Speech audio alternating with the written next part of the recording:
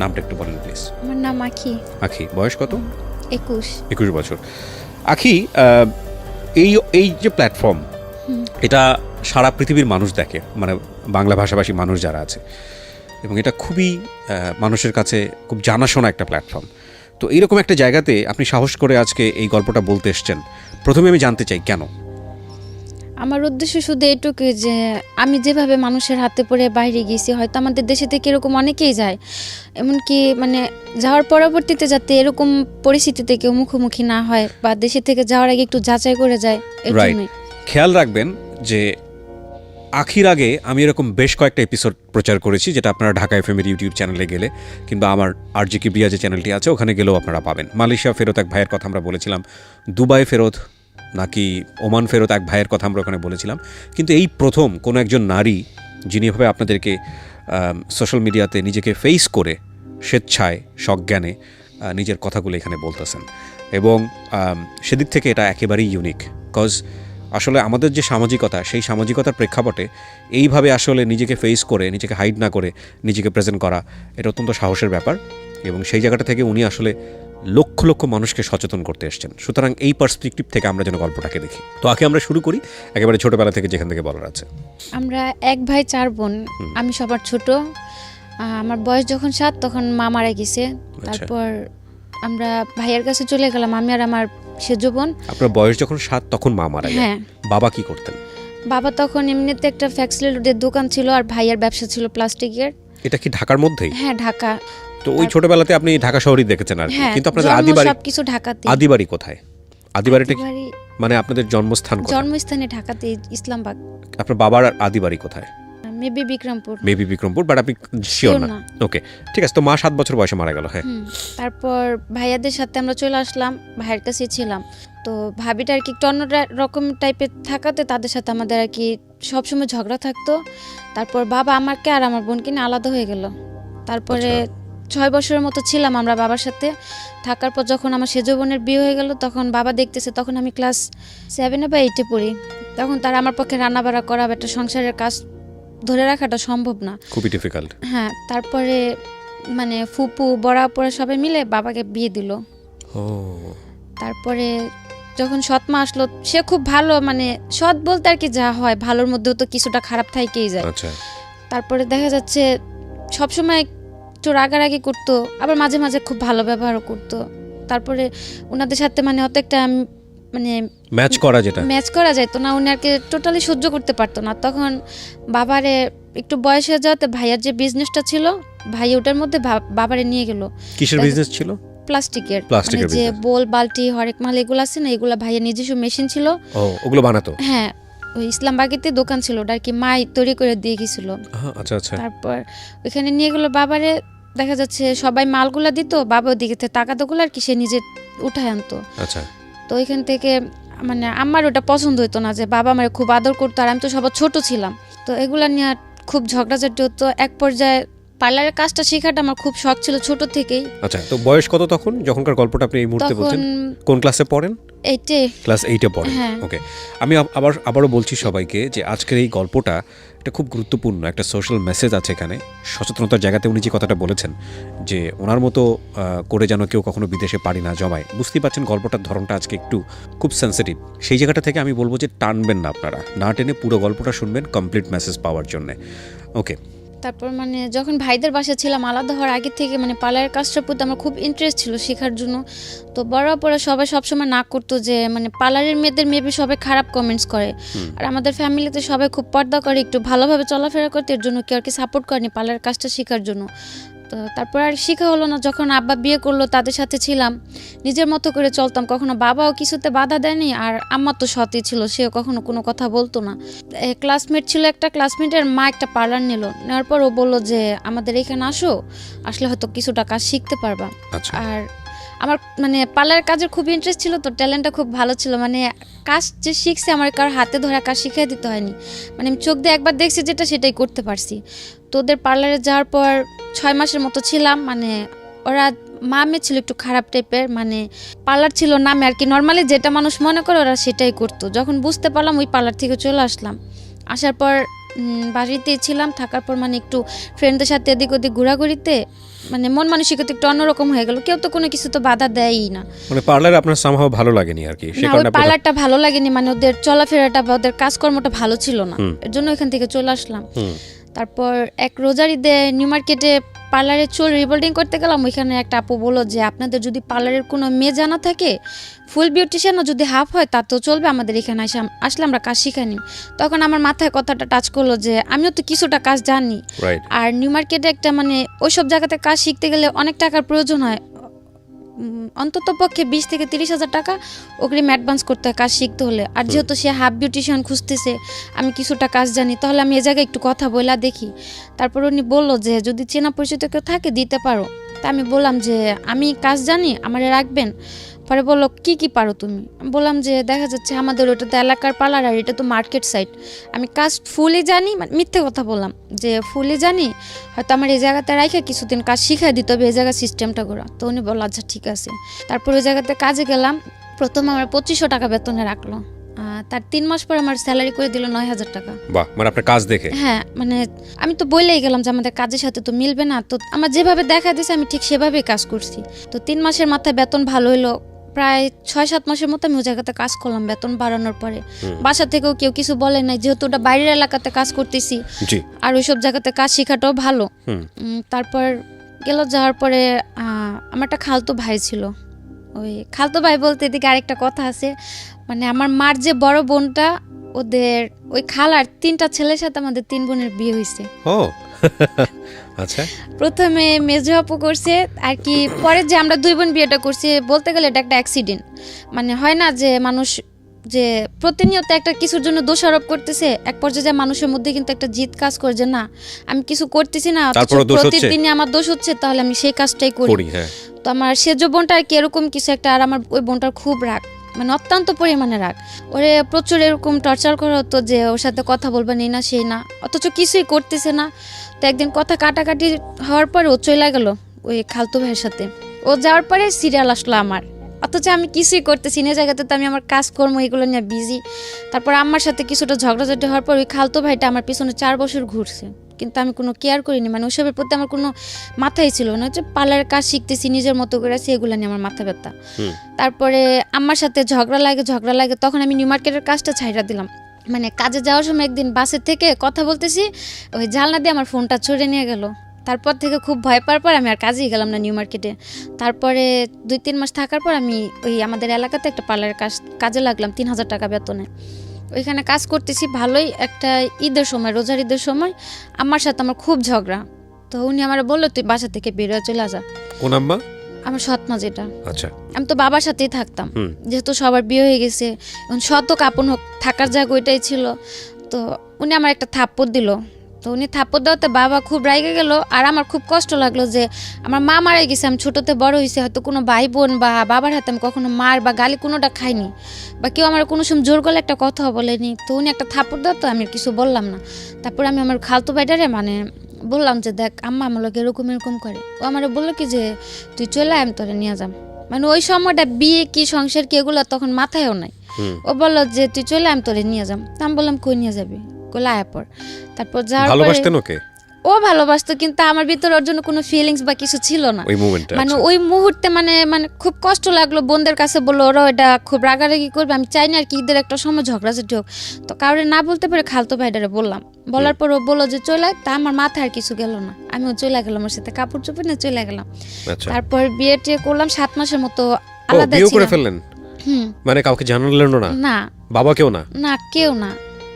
ও কাউকে জানায়নি? না, আচ্ছা, ওর ফ্যামিলি থেকে তেমনিতে সাপোর্ট ছিল না, যেহেতু আমার আগে 2টা বোন ওর 2টা ভাইয়ের কাছে আছে, আমি সিরিয়ালে 3, একটা ফ্যামিলিতে 3টা বোন বা ভাইটা কেউ নরমালি মাইনা নিব না। তারপরে গেলাম আমি ওর সাথে, যেদিন পালায় গেলাম। কত বছর বয়সে বিয়ে করলেন? বয়সটা কত ছিল? কত সালে বিয়ে করেছেন? 14 বছরে হবে। 14 বছর বয়সে। ওর বয়স কত? ওর বয়স ছিল 18 কি 19। বুঝতেই পাচ্ছেন যে খুবই মানে একেবারে টিনেজ বয়সের দুজনের সিদ্ধান্ত। হ্যাঁ, তা আমি 3 মাসের মতো ছিলাম আলাদা, কারোর সাথে যোগাযোগ নেই। হঠাৎ করে জানতে পারলাম যে এরকম আমার কারণে ওই ভরাপুরে দোলাবাই রেখে চলে গেল। তো ও আর কিছু বলেনি, ও বলছে যে থাক, হয়তো এটা আমার নসিবে ছিল না, থাকেনি, উনি আমার কোনো সমস্যা নেই, তোরা বিয়ে শাদী করছিস, তোরা তোর মতো ভালো থাক, এগুলো নিয়ে কোনো টেনশন করে কিছু নেই। ওইভাবে ছিলাম 7 মাস। 7 মাস থাকার পরে ও এমব্রয়ডারি কাজ করতো, দুজনের বয়সটা যেহেতু কম ছিল আর সংসার জিনিসটাও বুঝতাম না, চলাফেরার একটু প্রবলেম ছিল। ও বললো কি যে মানে তো এমব্রয়ডারির কাজটা একটু মানে খারাপ যায় কুরবানিদের পরে, বছরের লাস্টের দিয়ে। ও তখন ও বললো কি যে তুমি তোমার বোনের কাছে চলে যাও, আমি 3-4 মাস একটু বাইরে সাইডে যা কাজ করি, যদি আমার টাকা টুকা মিলে আমি তোমার আবার নিয়ে আসা পড়ো। তো তখন আমি আবার ওরা বললাম যেহেতু আমি পার্লারের কাজ জানি, আমি খুব নর্মালি 4-5 হাজার টাকা বেতনে একটা কাজ করতে পারো, আর তুমি যদি 3-4 হাজার টাকা কাজ করে দুজনে চলা হয়ে যাবো, তা আলাদা হওয়ার কিছু নাই। মানে খুব রাগারাগি চিল্লাচিল্লি হইলো। তারপর এক পর্যায়ে আমার জোর করে আপুর বাসায় পাঠাইলো। পাঠানোর পরে দেখা যাচ্ছে যোগাযোগ একই এলাকাতে আছে কিন্তু আলাদা। ওরে যদি আমি বলি যে এভাবে কি থাকা যায়, মানুষ তো খারাপ বলে। আর এ আপু একা থাকে, ও কাজ কাম করতেছে একা থাকে, যেহেতু তোমার ভাইও চলে গেছে, ওর ঘরে বসে খাওয়াটা তো আর আমার সম্ভব না। আর ও টাকা টুকাও দিত না, বরং আমি কাজ করতাম আমার টাকা ওরও লাগতো।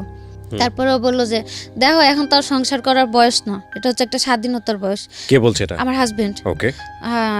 এখন এটা হচ্ছে একটা অল্প বয়স, মানে এখন বলতে গেলে আমি স্বাধীন, আর তোমার নিয়ে থাকতে গেলে আমি বন্দি হয়ে থাকতেছি। আমি যা করতেছি তোমার বলতে হইতাছে, আমার মাথায় একটা টেনশন থাকতেছে সবসময়, সংসার এগুলো আমি নিতে পারতাছি না, তুমি থাকো তোমার মতো করে। তারপরে এগুলা হওয়ার পরে ছিলাম আপুর কাছে, থাকার পরে ইন্ডিয়াতে গেলাম। ইন্ডিয়াতে আমার মানে ইন্ডিয়া যাওয়ার সিদ্ধান্ত নিলেন কেন? ইন্ডিয়া যাওয়ার প্ল্যানটা আসলো যে ও নিতে চাইতেছে না, আর এদিকে থাকলো সবার কথা শুনতে হইতেছে, কেউ ভালো বলতেছে কেউ খারাপ বলতেছে, আবার কেউ এরকম মন্তব্য করতেছে যে 3 বোন বিয়ে বসলাম, 1 বোনের সংসারটা ঠিক আছে, 2 বোনই থাকতে পারলাম না, কি বিয়ে করলাম। তো এক পর্যায়ে মানে বাধ্য হলাম যে আমি এদের মাঝে থাকবো না। তারপরে ওই ভাইয়ের কাছে আমি যোগাযোগ করলাম যে ভাই আমারে যদি পারেন কোথাও পাঠায় দেন একটা বাসা বাড়ির কাজে, আমি যাই। এই ভাইটাকে আপনি চিনতেন কিভাবে? ওই ভাইটারে চিনতাম, ওই যখন আমি নিউ মার্কেটে পার্লার কাজ শিখলাম না, ওই বাসার ওইখান থেকে যাওয়া আসা করতাম, ওইখানে ওনার ক্লাব ছিল। আচ্ছা, কিসের club? Dance club. Dance club, ওখানে কি হতো? মানে উনি নাচ শিখাইতো পোলাপানদের, তারপর যে গায়ে হলুদে বিয়ে বাড়িতে নাচানাচি করে না মেয়েরা যায়, মেয়েরা ছেলেরা ওই ওনার থেকে মানে ওনার সাথে কন্ট্যাক্ট করে লোক পাঠাইতো। তারপরে বাহিরেও মেয়েরা বাইরে ডান্স করতে যায় না, এগুলো উনি পাঠাইতো। আচ্ছা। তারপর ওনার আমি বললাম যে ওনার সঙ্গে আপনার পরিচয় কিভাবে? পরিচয় কেন? একটা অনুষ্ঠানে গেছিলাম, ওইখান থেকে আর কি পরিচয় হয়েছিল। বিয়ের সাজানোর অনুষ্ঠান, সেই অর্থে পরিচয় হওয়া। পরিচয় হওয়া মানে ওর মধ্যে এমনিতে কথাবার্তা চলতো, ওনাদের বাসায় আমি গেতাম, ওনার মা আমারে খুব আদর করতো। এখানে একটা বিষয় খেয়াল করবেন সবাই, আমরা গল্পের ব্যাকগ্রাউন্ডে আছি যে কেন উনি বিদেশ গেলেন। উনি যে ঘটনার মধ্য দিয়ে আগাচ্ছেন, এরকম ঘটনা অনেকেরই আছে। হ্যাঁ, সো এই ঘটনাগুলোকে নিয়ে ওনাকে ক্রিটিসাইজ করার দরকার নাই বা ওনার দিকে আঙুল তোলার দরকার নাই। আমাদের মূল জায়গাটা হচ্ছে, গল্পটা বোঝানোর জন্য আমরা ব্যাকগ্রাউন্ডে আছি, মূল জায়গাটা হচ্ছে যে কোনো পরিস্থিতিতে পড়েই আপনি বিদেশ যান না কেন, সেই বিদেশ যাওয়াটা সিস্টেমেটিক আছে তো, বা বিদেশ যাওয়ার পরে আপনি যে অভিজ্ঞতার মুখোমুখি হচ্ছেন এটা কি আপনার কারণেই হচ্ছে, এই জায়গাগুলো ফোকাস করবেন। ঠিক আছে? সো দয়া করে সবাই ওনার দিকে অঙ্গুলি নির্দেশ করবেন না। হ্যাঁ, ওকে, হ্যাঁ বলেন। তো ওর সাথে শেয়ার করলেন যে আমি কি করা যায়। তারপর ওনারে আমি বললাম যে ভাইয়া আমার বাইরে পাঠা দেন, আমি চলে যাম। উনি আমার অনেক বুঝাইলো যে তোমার বয়সটা এখনো বাইরে যাওয়া। বাইরে কেন যাবেন আপনি? আপনার মাথায় কেন আসলো বাইরে যাওয়ার? মানে আমি যে মানুষের এত কথা মানে নিতে পারতেছিলাম না, যে আপুরাও কেউ সাপোর্ট করতেছে না। মানে দেশের বাইরে কথা বলেছেন নাকি ইন্ডিয়া যাওয়ার কথা বলেছেন? ইন্ডিয়া যাওয়ার কথা আপনি বলেছেন? না, ওই ভাই বললো যে ইন্ডিয়াতে যাও। আপনি ওনাকে ফার্স্ট কি বলেছেন? যে আপনি বলছি যে কোনো একটা জায়গাতে একটা ভালো পরিবেশে আমরা পাঠালেই হবে। এটা কি দেশের বাইরে? হ্যাঁ। তো উনি যে দেশের বাইরে লোক পাঠাতো আপনি জানতেন কিভাবে? হ্যাঁ, ওই যে ওনাদের বাসায় আমি যাওয়া আসা করতাম, বাসা ছিল ওনাদের 2 তলা, ফ্যামিলি সবাই থাকতো, নিচতলা ওনার ক্লাবটা ছিল। ওখান থেকে মেয়েরা বাইরে যাইতো ডান্সের জন্য, যেভাবে যাইতে চাইতো সে ওইভাবে পাঠাতো। আচ্ছা। তো ওইভাবে আমার তারে বলা যে ভাই আমি তো ডান্স পারি না যে আমার ক্লাবে পাঠাবেন, আমার একটা বাসা বাড়ি বা যদি কোনো একটা ভালো কাজে পারেন আমার পাঠান। তো উনি আমার বুঝাইছিল যে যাওয়ার দরকার নেই, সবার বাইরের লাইফটা শুট করে না, তো তুমি যাও না। বললাম যে ভাই আপনি তো পাঠাবেন, আর আপনি যদি আমার এত আদর করেন, আপনার উপর আমার অতটুকু বিশ্বাস আছে, আপনি আমার খারাপ কোথাও পাঠাবেন না। তো ঠিক আছে, উনি বললো যে আচ্ছা ঠিক আছে। যেদিন বললাম তার বিকেল আমার বলতেছে কি তুমি চলে আসো, শুধু একটা 3 পিস নিয়ে একটা কাপড় নিবা, বেশি কিছু না নিয়ে আসো। আমি বললাম আমি কই যাম? বললো যে তোমার বাইরে পাঠাম। তা আমি পুরা মানে অনেকটা আজও বললাম যে একদিনের মধ্যে কি কেউ বাইরে যাইতে পারে? উনি বললো যে পাসপোর্ট করা ছিল, আমার আগে থেকে পাসপোর্ট করা ছিল। বললো তো, বলার পর আমি আর বেশি কিছু বললাম না। বাসা যে আপুটার কাছে ছিলাম, যেমন আমার 3টার দিকে বেরোইতে বলছে, আমি 2:30টার দিকে ওরা ফোন দিয়ে বলছি যে এরকম আমি বাইরে চলে যাম। তখন আমি জানি না আমি কোন দেশে যাচ্ছি বা কি কাজে যাচ্ছি, কি আসে বিষয় জানি না। তো যাওয়ার পরে উনি বললো যে আমার ডাইরেক্ট পাঠাইতেছে, কিন্তু তারা আমার ব্ল্যাকে ইন্ডিয়াতে পাঠাইলো। আপনাকে বললো যে আপনি ইন্ডিয়া যাচ্ছেন? হ্যাঁ, আমি রাস্তাতে জানতে পারলাম, যাওয়ার পথে জানতে পারলাম যে আমার ইন্ডিয়াতে পাঠাইতেছে। মানে আপনার জীবনটা এত সহজ মনে হয়েছে আপনার কাছে? আপনার বয়স কত তখন?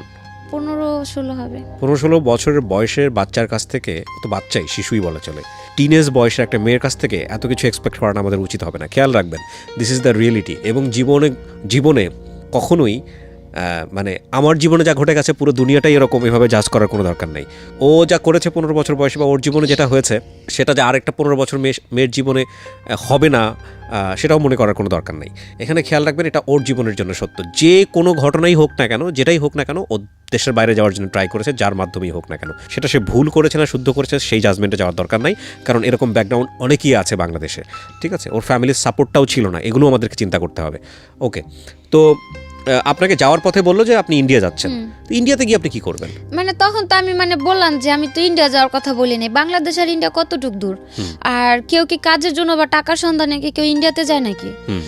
আর সবচেয়ে বড় টার্গেটটা ছিল মানে তখন আর কি ভাবতাম কি মানে আমি তো সবার ছোট, আর কেউ তো ভালো মন্দ দিয়ে একটা পরামর্শ দিত না, মানে আমার কাছে খুব খারাপ লাগতো যে মানে আমি কি একটা ফ্যামিলিতে আসলাম যে আমার কেউ একটা সাপোর্ট করে না, বা আমার পাশে এরকম দাঁড়ানোর মতো কেউ একটা নাই। আর তার মধ্যে একা একটা বিয়ে করলাম খালতো ভাই, ও বিয়ের আগে এতটাই পাগল ছিল আমার জন্য, মানে কেউ যদি আমার একটা গালি দিত মনে হতো কি গালিটা কেউ আরে দিতেছে। ওকে, বিয়ের পরে সব উল্টা হয়ে গেল। হ্যাঁ, তো আর কি ওইভাবে যাওয়া, তারপরেও তা ভাবলাম যে থাক ইন্ডিয়াতে যাইতেছি যাই, আমি তো টাকা দিয়ে যাইতেছি না। ও বলছিল কি যে ইন্ডিয়া থেকে আপনি কি করবেন?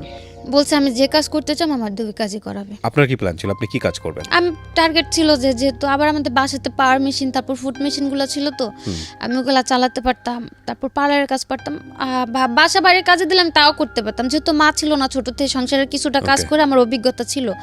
তা আমার উদ্দেশ্য ছিল যাই আমি করতে পারবো, আল্লাহ হোক সেটা সেলাই মেশিনের কাজ বা হোক পার্লারের কাজ। সেটা ইন্ডিয়াতে কি করার দরকারটা কি, এটা তো বাংলাদেশেই করা যায়। সেটা তার আমি প্রথমে বুঝতে পারিনি আমার যে ইন্ডিয়াতে পাঠাইতেছে, আমি তো যাওয়ার পথে মাঝ পথে জানতে পারলাম, আর ওইখান থেকে ব্যাক আসা আমার পক্ষে পসিবল না। তো গেলাম, যাওয়ার পরে যে ভাই সাথে ছিল আপনার? আমার সাথে আরেকটা মেয়ে ছিল। ও জেনে শুনে যাচ্ছিল ও নাকি? যাওয়ার পথে আমারে বললো যে মানে ও কোন টাকা যাইতেছে এক সপ্তাহের জন্য, মানে খারাপ কাজের জন্য। তা মানে আমি ভাবলাম যে থাক, তারা তো বলছে যে যে কাজের জন্য যায় ওই কাজের জন্যই যায়, ওটা যার যার ব্যক্তিগত ব্যাপার। তা আমি ওটা নিয়ে মানে মাথা বেশি করলাম না। যাওয়ার পরে যে ভাইদের বাসায় ছিলাম, পরে যাওয়ার পর দেখতে পেলাম যে মানে উনিও মেয়েদের 2 নাম্বার ব্যবসা করে। ওকে, ওদেরকে যাওয়ার পরে মানে ছিল ওনার হয়তো মানে মেয়েদের ব্যবসাটা ছিল, কিন্তু উনি আমারে তার জন্য নেয়নি, ওনার ছোট একটা বাচ্চা ছিল, তো ওই বাচ্চাটা দেখাশোনা করার জন্য উনি আমারে রাখলো। মানে আমি তার বাসাতেই ছিলাম, অন্য মেয়েদের সাথে আমার কোথাও দিল না। তো এখানে 7 মাস ছিলাম, থাকার পরে বাড়ি আসার জন্য হঠাৎ করে মানে বাড়ির জন্য মানে খুব খারাপ লাগলো। তারপর ওনার আমি বললাম আমার বাড়ি পাঠা দেন। এই 7 মাস আপনি কি কাজ করেছেন ওখানে? ওনার বাসায় ছিলাম, বাসায় ওনার যে ছোট বাচ্চাটা ছিল ওই বাচ্চাটা দেখাশোনা করতাম, আর এমনিতে বাসায় টুকটাক কাজ করতাম, ভাবি রান্নাবাড়ি করতাম। আমি আগে ইন্ডিয়ার কোথায় এটা? বোম্বাইতে। বোম্বেতে? আপনার পাসপোর্ট করা ছিল না? আমার তো যে নদী পার করে নিল পাসপোর্ট। কিভাবে নিয়েছে বলেন তো, এগুলো খেয়াল করেন। হ্যাঁ, এখান থেকে যে পারুলিয়া নাম বলে একটা সম্ভবত দেশ আছে, আর অনেক আগের তো পুরাটা মনে নেই, আপনি জাস্ট একটু মনে আছে আমার সাথে শেয়ার করেন। পারুলিয়াতে ছিলাম, পারুলিয়া যাওয়ার পর ওই কিন্তু এখানে তো আমাদের যতদূর জানি যে বর্ডার পাস করতে হয় বা যেভাবে জানা গেল যে ওই রাতে যে পেঁয়াজ তারপর রসুন টসুন অনেক কিছু নদীর উপর দিয়ে পার করা, আর বর্ডারটা খুব বেশি একটা ছিল না, হাইস্ট গেলে 2 ফুট কি 3 ফুট হবে এতটুক জায়গা আমাদের মানে পানি দিয়ে হাঁটা নিয়ে গেছে। আচ্ছা, জাস্ট ওটুকুই পার হয়ে গেলেন? হ্যাঁ, ওইটুকু পার হওয়ার পরে কলকাতা ঢুকে গেলাম। ঢুকে যাওয়ার পর ওইখানে মানে ছবি টবি তুলে ওই কলকাতার একটা আইডি কার্ড বানিয়ে দিল। কে করলো এটা? ওই তাদেরই লোক ছিল কলকাতাতে, তারাই হয়তো সরকারি লোকের সাথে হাত করা ছিল, তারাই একটা কার্ড বানিয়ে দিল, ন্যাশনাল কার্ড বানিয়ে দিল। ওটা আপনি কলকাতার মানুষ? হ্যাঁ, তারপর ওই কার্ড দিয়ে ওই কার্ড দিয়ে আমি যে কোনো জায়গায় যেতে পারতাম। মানে এগুলো সব ওদের সেট করা? হ্যাঁ, ওদের সেট করা। ইন্টারেস্টিং, এগুলো তো আমার জানা ছিল না। আচ্ছা, ওই আইডি কার্ড দিয়ে যেমন হাওড়াতে যাওয়ার পরে টিকিট কাটলো মুম্বাইতে, তারপর ওই ট্রেনে করে মুম্বাইতে গেলাম। ওই আইডি কার্ড দিয়ে মুম্বাই তো মানে রিল্যাক্সে থাকলাম, কোনো প্রবলেম হলো না। ওকে, একটা জিনিস খেয়াল রাখবেন এখানে, this is very non investigated show. তো সেই জায়গা থেকে আমরা সরজমিনে এটা ইনভেস্টিগেট করিনি, সেই জায়গা থেকে ওর কথা আপনারা বিশ্বাস করবেন কি করবেন না সেটা একান্তই আপনাদের বিষয়, 1। আর 2 নম্বর হচ্ছে যেহেতু এটা নন ইনভেস্টিগেটেড, সুতরাং আপনারা দেখবেন যে অনুষ্ঠানের শুরুতে একটা ডিসক্লেইমার দেওয়া থাকে। সো আমরা চাচ্ছি না মানে আমাদের যিনি গেস্ট থাকেন তার কোনো পার্ট কোনো কিছু লিগ্যালি স্বীকারোক্তি হিসেবে নেওয়া হোক। সো এটাকে জাস্ট একটা লার্নিং হিসেবে নেওয়ার জন্যই আমরা প্রচার করছি। বাট এই ইনফরমেশনগুলো উনি যেটা বলছে সেটা সত্য না মিথ্যা সেটা আমাদের যাচাই না করেই আমরা প্রচার করছি, বিশ্বাস করাটা আপনার দায়িত্ব। ওকে, তারপর ওই ভাইয়ের বাসায় ছিলাম 7-8 মাস ছিলাম, খুব আদর করতাম, আমারে হয়তো তার কারণে বাড়ির কারো কথা মনে পড়তো না, বা ওই বয়সটাতে ফ্যামিলি থেকে দূরে মানে অন্য একটা দেশে যাওয়াটা খুব টাফ, সেটা এখন বুঝি, তখন হয়তো বুঝি নাই। তারপর ছিলাম, থাকার পরে বাসায় পাঠিয়ে দিতে বললাম, ওনারা আমার পাঠিয়ে দিল 7 মাস পরে। হ্যাঁ, পাঠিয়ে দিল, ওদিকে আমার কোনো প্রবলেম হয়নি। তারপর আসার পরে ওই যে বোনটা ছিল, মেজো যে বোনটা, মানে আমার হাজবেন্ডের বড় ভাইয়ের সাথে যে বোনটার বিয়ে হলো, ওই ওই আপুর বাসাতে যাই উঠলাম। ওই বাবার বাসাতে যে পালাই গেলাম, তারপর থেকে আর বাবার বাসা আমার মানে হয়তো এমনিতে দেখা সাক্ষাৎ করতে গেছি, আজ পর্যন্ত ওই বাসায়, হ্যাঁ ওই বাসায় আজ পর্যন্ত এক রাত কাটাইনি, আজও পর্যন্ত না। তো এই যে ভাইয়ের বাসায় আসলাম, না তো ছোট ভাই ছিল আমার হাজবেন্ড, ওই ভাই আমার বাসায় তোলার আগে জিজ্ঞেস করলো যে তোমার যে আমি বাসায় তুলুম, তুমি কি আমার মুখটা রাখবো ওই জায়গায়, আমার বাড়ির কাছে আবার চলে যাবে, যদি চলে যাও তাহলে আমার বাড়ি একদম মানে যাওয়ার পথে সালাম করে যাবে, আর কোনো দিন এদিক ফিরে তাকাবা না। এটা আপনাকে কে বলছে? মেজো আপুর হাজবেন্ড। মেজো আপুর হাজবেন্ড, সেও তো আপনার খালাতো ভাই? হ্যাঁ, ওই আমার হাজবেন্ডের বড় ভাই বললো, যেহেতু না ছোট ভাইয়ের সাথে একটা অ্যাক্সিডেন্ট হয়ে গেছে, এখন উনি আমার জায়গাটা দিব, তো ওনারটা কথাটা হচ্ছে যে তুমি আমার মুখটা রাখো, আমার ফ্যামিলির কাছে আমার তুমি নত করো না। ঠিক আছে, আমি বললাম আচ্ছা ঠিক আছে। তো যাওয়ার 3 দিন পর ওই আমার হাজবেন্ড খুব মানে পাগল হয়ে গেল নেওয়ার জন্য।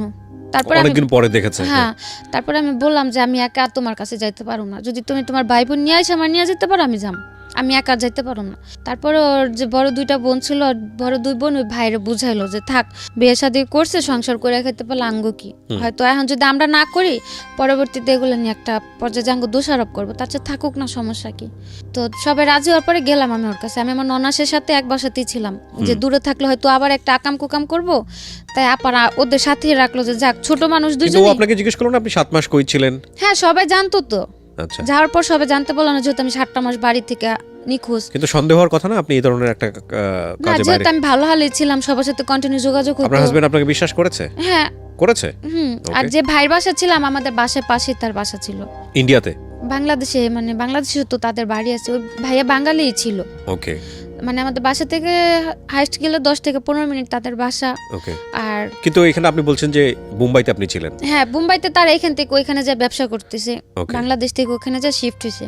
তো তাদের ফ্যামিলি, বাবা মা সবাই ঢাকাতেই থাকে আমাদের বাসার পাশে। তো আসলাম, আসার পর আমার নিল, গেলাম, যাওয়ার পরে ও ভালোই কাজ কাম করতেছিল, আমি একটা পার্লার জব নিলাম।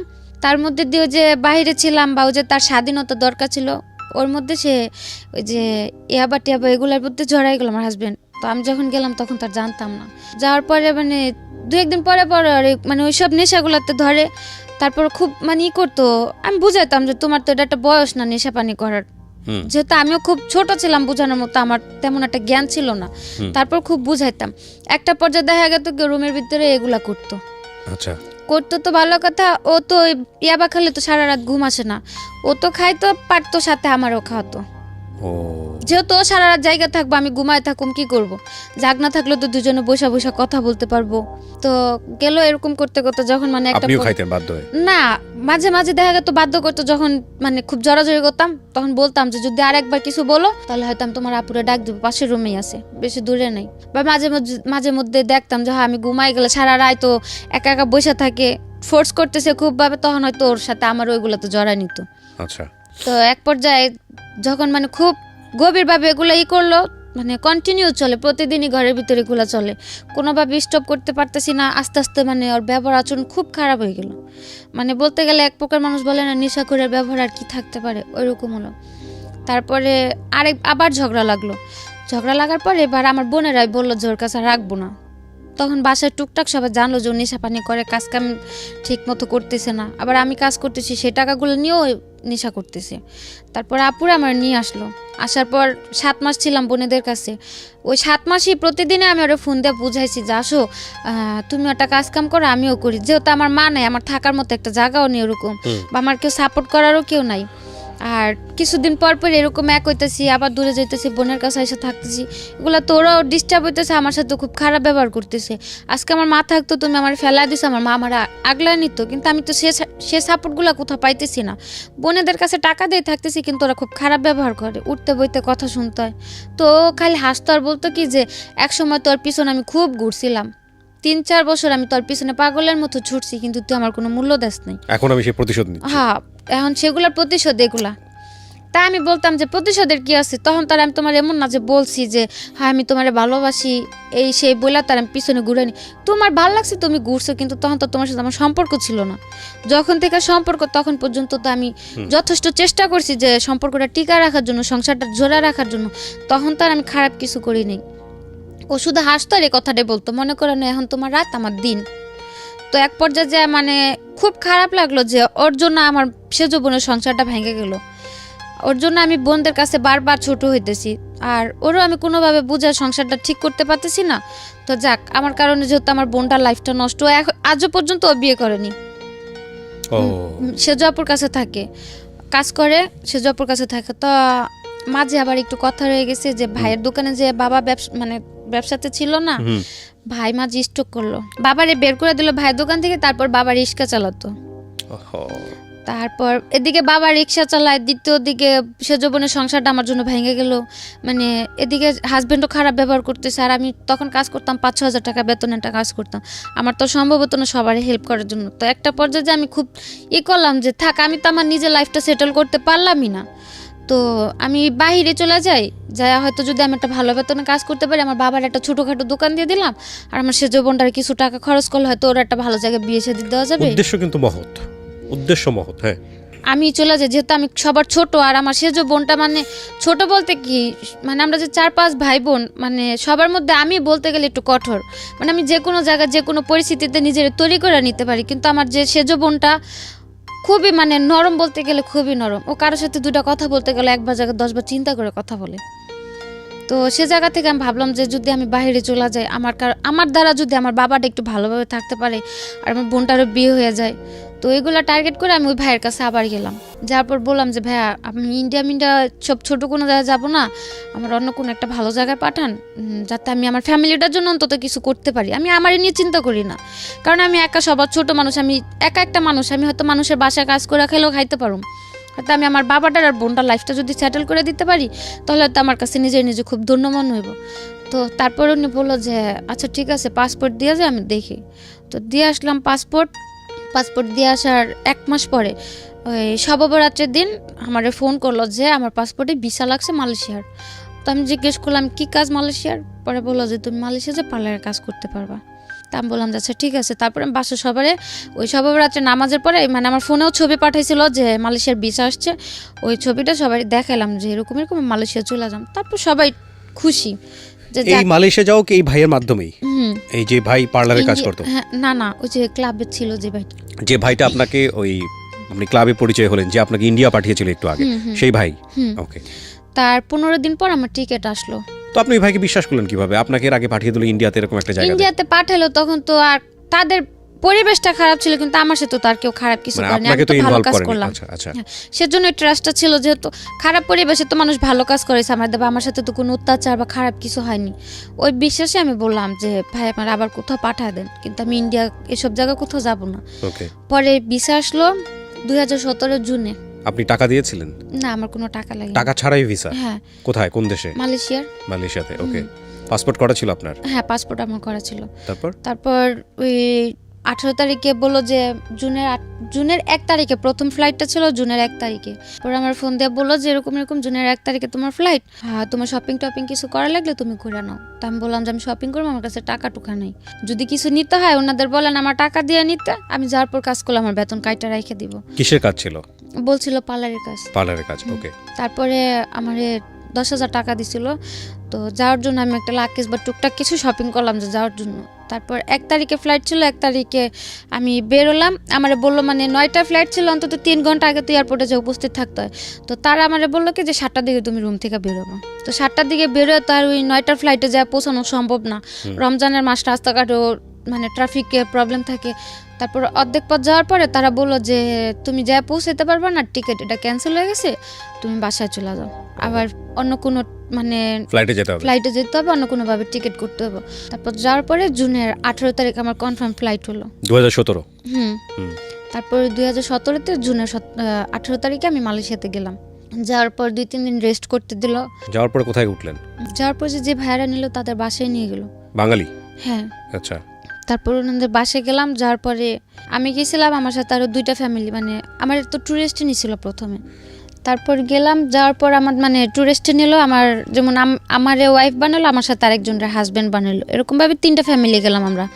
আপনাকে ওয়াইফ বানিয়েছে, আরেকজনকে হাজবেন্ড, মানে হাজবেন্ড ওয়াইফ হানিমুন ভিসাতে, মানে ট্যুরিস্টে ঘুরতে যেতেছি। ওকে। ওইভাবে করে নিল। এই কার্ড বের করেছে, এই কাবিননামা টামিননামা এগুলো বের করেছে? হ্যাঁ, ওনারা এই সবগুলো বের করে নিছে। ওরাই বের করে দিয়েছে? হ্যাঁ। আমার কিচ্ছু করতে নেই, শুধু আমি পাসপোর্ট জমা দিলাম আর মালয়েশিয়া চলে গেলাম। আর মাঝে যে কাজগুলো ছিল ওই কাবিননামা, তারপরে ওই হোটেল বুকিং টুকিং এগুলো তো শো করতে হয় এয়ারপোর্টে, যে হানিমুনে যাইতেছি কোথায় যে উঠবো এগুলো তো শো করতে হয়, তারপরে টাকাও শো করতে হয়, ওগুলো সব তারাই করলো। তো আপনি বলতেছিলেন না যে এগুলো যে 2 নাম্বার, এগুলোর কোনো প্রকার কোনো বিপদ হবে কিনা? না, ওনারা বলছে যে মানে নর্মালি কাজের মানে মেয়েদের কাজের জন্য নর্মালি মালয়েশিয়ার কোনো ভিসা নাই, মানে যে যেমন সৌদি আরব অন্যান্য রাষ্ট্রে যেমন মানে টুরিস্ট ভিসাতে যাবে তারপরে হ্যাঁ, গিয়ে তারপরে যা করার তারপরে যদি ভালো কাজ হোক খারাপ কাজ ওটা যার যার সিদ্ধান্ত। হ্যাঁ, যেমন লোকের কাছে যা পাবে সে তেমন কাজ করব। তারপর গেলাম, যাওয়ার পর 3টা ফ্যামিলি গেলাম, 3টার মধ্যে 2টা এয়ারপোর্টে আটকায় দিল, মালয়েশিয়া এয়ারপোর্টে ইমিগ্রেশনে।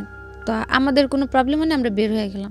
ইমিগ্রেশন পার হয়ে যখন এয়ারপোর্ট থেকে বের হবো, ওই এয়ারপোর্টের 2টা এমনি লোকাল পুলিশ ছিল, ওই পুলিশগুলো মানে আমার সাথে যে ছেলেটা ছিল, ছেলেটারে জিজ্ঞেস করলো যে ইংলিশে জিজ্ঞেস করলো যে তোমাদের এজেন্ট আছে? ও কিছুই বুঝলো না, কিন্তু ঠাস করে বলে দিল যে ইয়া এজেন্ট। তো পুলিশ ভাবলো কি যে মানে সম্ভবত এজেন্ট আছে, আমাদের দুজনকে নিয়ে সাথে সাথে পুলিশের গাড়িতে তুলে দিল। তো পুলিশের গাড়িতে? হ্যাঁ, এয়ারপোর্ট থেকে বের করে পুলিশের যে গাড়িগুলো নর্মালি ওগুলো তো উঠাইলো। তো উঠানোর পর তো মানে আমার খুব রাগ হচ্ছে, এক প্রকার তো রাগ হচ্ছে, দ্বিতীয়ত ভয় হচ্ছে, খুব কান্না করতে ইচ্ছা করতেছে যে ভাষা পারি না, মাত্র আসলাম, আর এখন যদি পুলিশে ধরে তারা কি ছুটা নিব না, কি হবে, কি একটা মানে টেনশন। তারপরে ওই ছেলের কাছে সিম দিছিল, মালয়েশিয়ার সিম, তো ওই সিম চালু করেছিল আমার কাছে, যে ভাইয়ারদের নাম্বার ছিল না, আমি ফোন দিলাম, তখন মালয়েশিয়ার টাইম সকাল 7টা বাজে। তো ফোন দিলাম, ফোন দেওয়ার পর ওই আপুটা ফোন রিসিভ করলো, ভাইয়ার ওয়াইফ রিসিভ করার পর আমি অনেক চিল্লাচিল্লি করলাম যে কিরকম অশিক্ষিত একটা লোক দিয়েছেন সাথে, সারা ইমিগ্রেশন পার করে আইসা মানে আর এক পা গেলে এয়ারপোর্ট থেকে বের হয়ে গেছি, মেন গেটের সামনে এসে কি বললো, পুলিশ এখন গাড়িতে তুলে রাখছে। তারপর বললো যে আচ্ছা ঠিক আছে সমস্যা নেই, ইমিগ্রেশন পার হয়েছে? বললাম হ্যাঁ। পরে বললো পাসপোর্টে ইমিগ্রেশনের থেকে সিল দিয়েছে, মানে একটা চপের মতো দেয় ওইটা দিয়েছে? আমি বললাম যে হ্যাঁ দিছে। তাহলে আর কোনো সমস্যা নেই, ওটা তোমাকে নিয়ে এমনি ঘুরে আগে ছাইড়া দিব, তোমাকে জেলে আর ঢুকাইতে পারবো না, কিচ্ছুই না, রাগারাগি কোনো নর্মাল থাকো, মানে দেখা যাতে বুঝতে না পারে যে তোমরা ভয় পাইতেছো বা কিছু একটা। তো বললাম যে ঠিক আছে। তো 1 ঘন্টা 1.5 ঘন্টা মতো ঘোরাঘুরি করার পর যে এজেন্টের মাধ্যমে আমরা গেলাম, মানে সাথেও একটা লোক ছিল আমাদের, ওই লোকটা তারপর ওই মালয়েশিয়ার রিঙ্গিত 4000 রিঙ্গিতে আমাদের দুজনের ছুটা নিল এয়ারপোর্ট থেকে ঘুষ দিয়ে। তারপরে বাসাতে গেলাম, যাওয়ার পরে ওই দিন আর কিছু হয়নি, সকালবেলা আমি ফ্রেশ হয়ে রেস্ট করলাম, যেহেতু 2-3 দিনের জার্নি। তারপর ছিলাম গেল 1 সপ্তাহের মতো রেস্ট করলাম। রেস্ট করার পরে ওই আপুর সাথে কথা বলতে বলতে একটু ফ্রি হলাম। মেন যে লোকটা ছিল ওই আপুটাই, আর ভাইয়াটা মানে যেমন ওনারাও গার্লফ্রেন্ড বয়ফ্রেন্ড ছিল, হাজব্যান্ড ওয়াইফ না, মানে মেয়েটা যেমন ব্যবসা করতো ওই ভাইয়াটা তাকে সাপোর্ট করতো। হ্যাঁ, যে মেয়েটা ব্যবসা করতো উনিও বাঙালি। তো আমি বললাম যে আপু 1 সপ্তাহ হয়ে গেছে, তো আমার কোথায় কাজে দিবেন বা কি কিছু তো বললেন না। পরে বললো থাকতে থাকো, তোমার তো সমস্যা নেই, তুমি থাকতে থাকো, সময় হলে আমরাই তোমার কাজে পাঠাম। তো আমি আর কিছু বলি না, ভাবলাম হয়তো যেহেতু বললাম সে পার্লারের কাজ, হয়তো যে প্রসেসটা আমার কাজে দেবে ওই জায়গাটা খালি নেই। ওই একদিন রাত্রে আমার বলতেছে যে তুমি রেডি হও, তোমার কাজে যাইতে হবে। তা আমি বললাম যে রাত্রেবেলা আমি কিসের কাজে যাব? পরে বললো যাও। তো যাওয়ার পরে দেখি যে মানে ওই জায়গাতে আর কি, যে জায়গাতে মেয়েরা কাজ টাজ করে ওই জায়গাতে আমার নিয়ে গেছে। তারপরে আমি বললাম যে আমার এই জায়গায় নিয়ে আসছেন কেন? পরে বললো কেন তোমার কি বলেনি তুমি কি কাজে আসছো? আমি কো আপু তো আমি যে আজকে 1 সপ্তাহ 2 সপ্তাহ ধরে ঘরে আছি, আপু আমার একবারের জন্য বললো না যে আখি তুমি এই কাজটা করবা, বা আমার দেশেতেও তো বইলা পাঠালাম পার্লারের কাজ করবো, তো এটা আমার কি জায়গাতে নিয়ে আসলেন? পরে বলতেছে এটা মেসেজ সেন্টার। মাসাজ সেন্টার, ওকে। তো আমি বললাম মেসেজ সেন্টার, তো আমি তো মাসাজ টাসাজ করতে পারি না, পার্লারের কাজ দিন আমার মাসাজ সেন্টার আনবে কেন? পরে বললো যে চুপচাপ থাকো এই জায়গাতে, অন্তত কোনো ক্যাচাল করো না, ভালো হবে না। ওই জায়গার বস টসগুলো ছিল চীনা। তা আমি বললাম কেন আমি ওই জায়গাতে থাকুন? তা আমি চিল্লাচিল্লি করে উঠে নিলাম। আমার বললো যে দেখো বেশি চিল্লাচিল্লি বা বেশি জোর দেখো এই জায়গাতে তুমি বেশি কিছু করতে পারবা না। এছাড়া ওইদিকে যে মানে সব মেয়ে, তারপর যে কাস্টমার আসতো সবগুলো সব বাঙালি, নেপালি, পাকিস্তানি এগুলা ছিল। আবার ওই দেশের লোকজনও ছিল, মানে সব মিক্স করা, কোনো এক জাতির কিছু না। তারপর ওই দিন রাত্রে আর মানে যেহেতু ওই জায়গাতে আমি কিছু করতে পারতেছি না, আমি আর কিছু বললাম না। পরে বাসা আসার পর খুব চিল্লাচিল্লি করলাম যে আমার তো এগুলো বলে নাই, বা আমি এগুলো করুম না, আমার দেশে পাঠা দেন, আমি এগুলোর জন্য আসিনি, আমার বাড়ি পাঠা দেন। পরে বললো বাড়িতে টাকা দিতে বলতে তোরে দেশে পাঠা দিন। মানে এখন বলতেছে বাড়ি থেকে টাকা পাঠাও, তাহলে দেশে পাঠাই দিব। তো পরে আমি বললাম যে বাড়ি থেকে টাকা দিব, আমার তো বাড়িতে এরকম কোনো পরিস্থিতিও নাই, আমার বাবা চালায় রিক্সা, আর ভাইও তেমন একটা মানে ভালো পর্যায়ে নেই যে আমার কেউ 2-3 লাখ টাকা দিয়ে আমার এখান থেকে নিব। তারপর বললো তাহলে কথা বললো না, এ জায়গা যদি মাইরা ফেলায়ও দেই তাও মনে করে কেউ কোনোদিন খোঁজও নিতে পারবো না, বা আমাদের কিচ্ছু হইব না, তার চাইতে ভালোভাবে কাজ করো, সেটাই তোমার জন্য ভালো হইব। দেখেছেন যাওয়ার সময় নিয়ে গেছে জামাই আদরে এবং তারপরে বাধ্য করছে প্রস্টিটিউশনে। And the thing is that ওই সময়টা যদি ওখান থেকে চলে আসতে চায় তাহলে টাকা দিতে হবে, এবং কারণ তারা হচ্ছে টাকাটা ইনভেস্ট করেছে, তারা খুব ভালো করে মেয়েটার ব্যাকগ্রাউন্ডটা জানে যে মেয়েটাও ফিরে আসতে পারবে না। আমার এই অনুষ্ঠানটা একেবারে প্রান্তিক পর্যায় থেকে শুরু করে সারা বাংলাদেশের মানুষ এই অনুষ্ঠানটা দেখে। সো আমি মনে করি বিশেষ করে মেয়েরা যারা আছেন, যারা বিদেশে যান, এইভাবে যান, তারা আজকের এই অনুষ্ঠানটা অনেকবার দেখবেন, একবার দেখবেন না, অনেকবার দেখবেন, because the story just began. গল্পটা শুরু হয়েছে মাত্র। তারপর কি হলো? তারপর এগুলা বলার পরে মানে খুব কান্নাকাটি করলাম, মানে কি করলাম। তারপরে ওনারা বললো যে দেখো এখন কান্দাকাটি করে এদিকে নাটক করে লাভ হবে না, সুস্থ মতো কাজের জায়গা দিয়ে কাজ করবা, কোনো রকম কোনো ফাজলামো বা কিছু করার চেষ্টা করবা না। তারপরে আমি বললাম যে দেখেন ভাই আপনাকে, আচ্ছা ঠিক আছে আমি কাজ করুম, আপনাদের কতদিন কাজ করে দিলে আপনাদের টাকা শোধ দেবো, আরে তাও আমার মানে কতদিন পর আমার বাড়ি পাঠা দিবেন। পরে বললো যদি কমও করো অন্তত 6 মাস করতে হবে। তারপরে মানে অনেকভাবে মানে ম্যানেজ করার চেষ্টা করছিলাম যে হয়তো আমার আরও অল্প কিছু দিনের মধ্যে যাতে পাঠা দেয়। তো আর তখন তো আমি ওই জায়গায় কাজের বা টাকার হিসাবটাও বুঝতাম না। তারপর বললো যে এত টাকা, মানে এখন আমার খালি হিসাব দেখাইতেছে যে এই জায়গায় এত টাকা খরচ হয়েছে, ওটা খরচ হয়েছে, এগুলা দিতে হইব না, এগুলো তো তোমার বাপে দেয় না টাকাগুলা, আমাদের খরচ হয়েছে টাকাগুলো তো দিয়া যাইতে হইব। তারপর আর কিছু বললাম না, যেহেতু আমার আর করার মতো কোনো পথ নেই। আর কথা বলতে গেলেই বলে যে, আর নিজের চোখেও দেখতাম মানে মেয়েদের এত বাজে পরিমাণে মারধর করতো, মানে বলার বাইরে। ওইগুলো দেখলে যে কোনো মানে যারা ভয় পায় বা মারধর খায় অভ্যাস নেই, যে কোনো মেয়ে ওই ভয়তে আলা যা করতে বলবো তা করতে রাজি হবো। এই মারধর কি বাঙালিরাই করতো? হ্যাঁ, বাঙালিরাই, মানে যে যাদের কাছে যাইতো ওদের কাছে মানে ওরাই মারামারি করতো। আমি যে জায়গা ছিলাম ওই জায়গাতে তেমন করে মারামারি দেখি নাই আমি, কিন্তু যে জায়গায় কাজে দিছিল ওই জায়গাতে সকালে কাজে গেলে দেখতাম যে কোনো মেয়ে আসছে গাল কাইটে গেছে, চোখের দিক দিয়ে কালো হয়ে আছে, কারো খুচুন পোড়া দিয়ে লাগাই দিছে। কি পোড়া? যে রান্না করে খুন্তি আছে না, ওই খুন্তি দিয়ে, হ্যাঁ ওগুলা পুরে লাগাই দিছে, কারো মাইরা মাথা ফাটায় রাখছে। মানে ওইগুলা দেখলে আরো ভয় করতো যে বাসায় যাওয়া যদি আমি আরো মানে এগুলা নিয়ে চিল্লাচিল্লি করি, যদি আমারও এরকম মারে।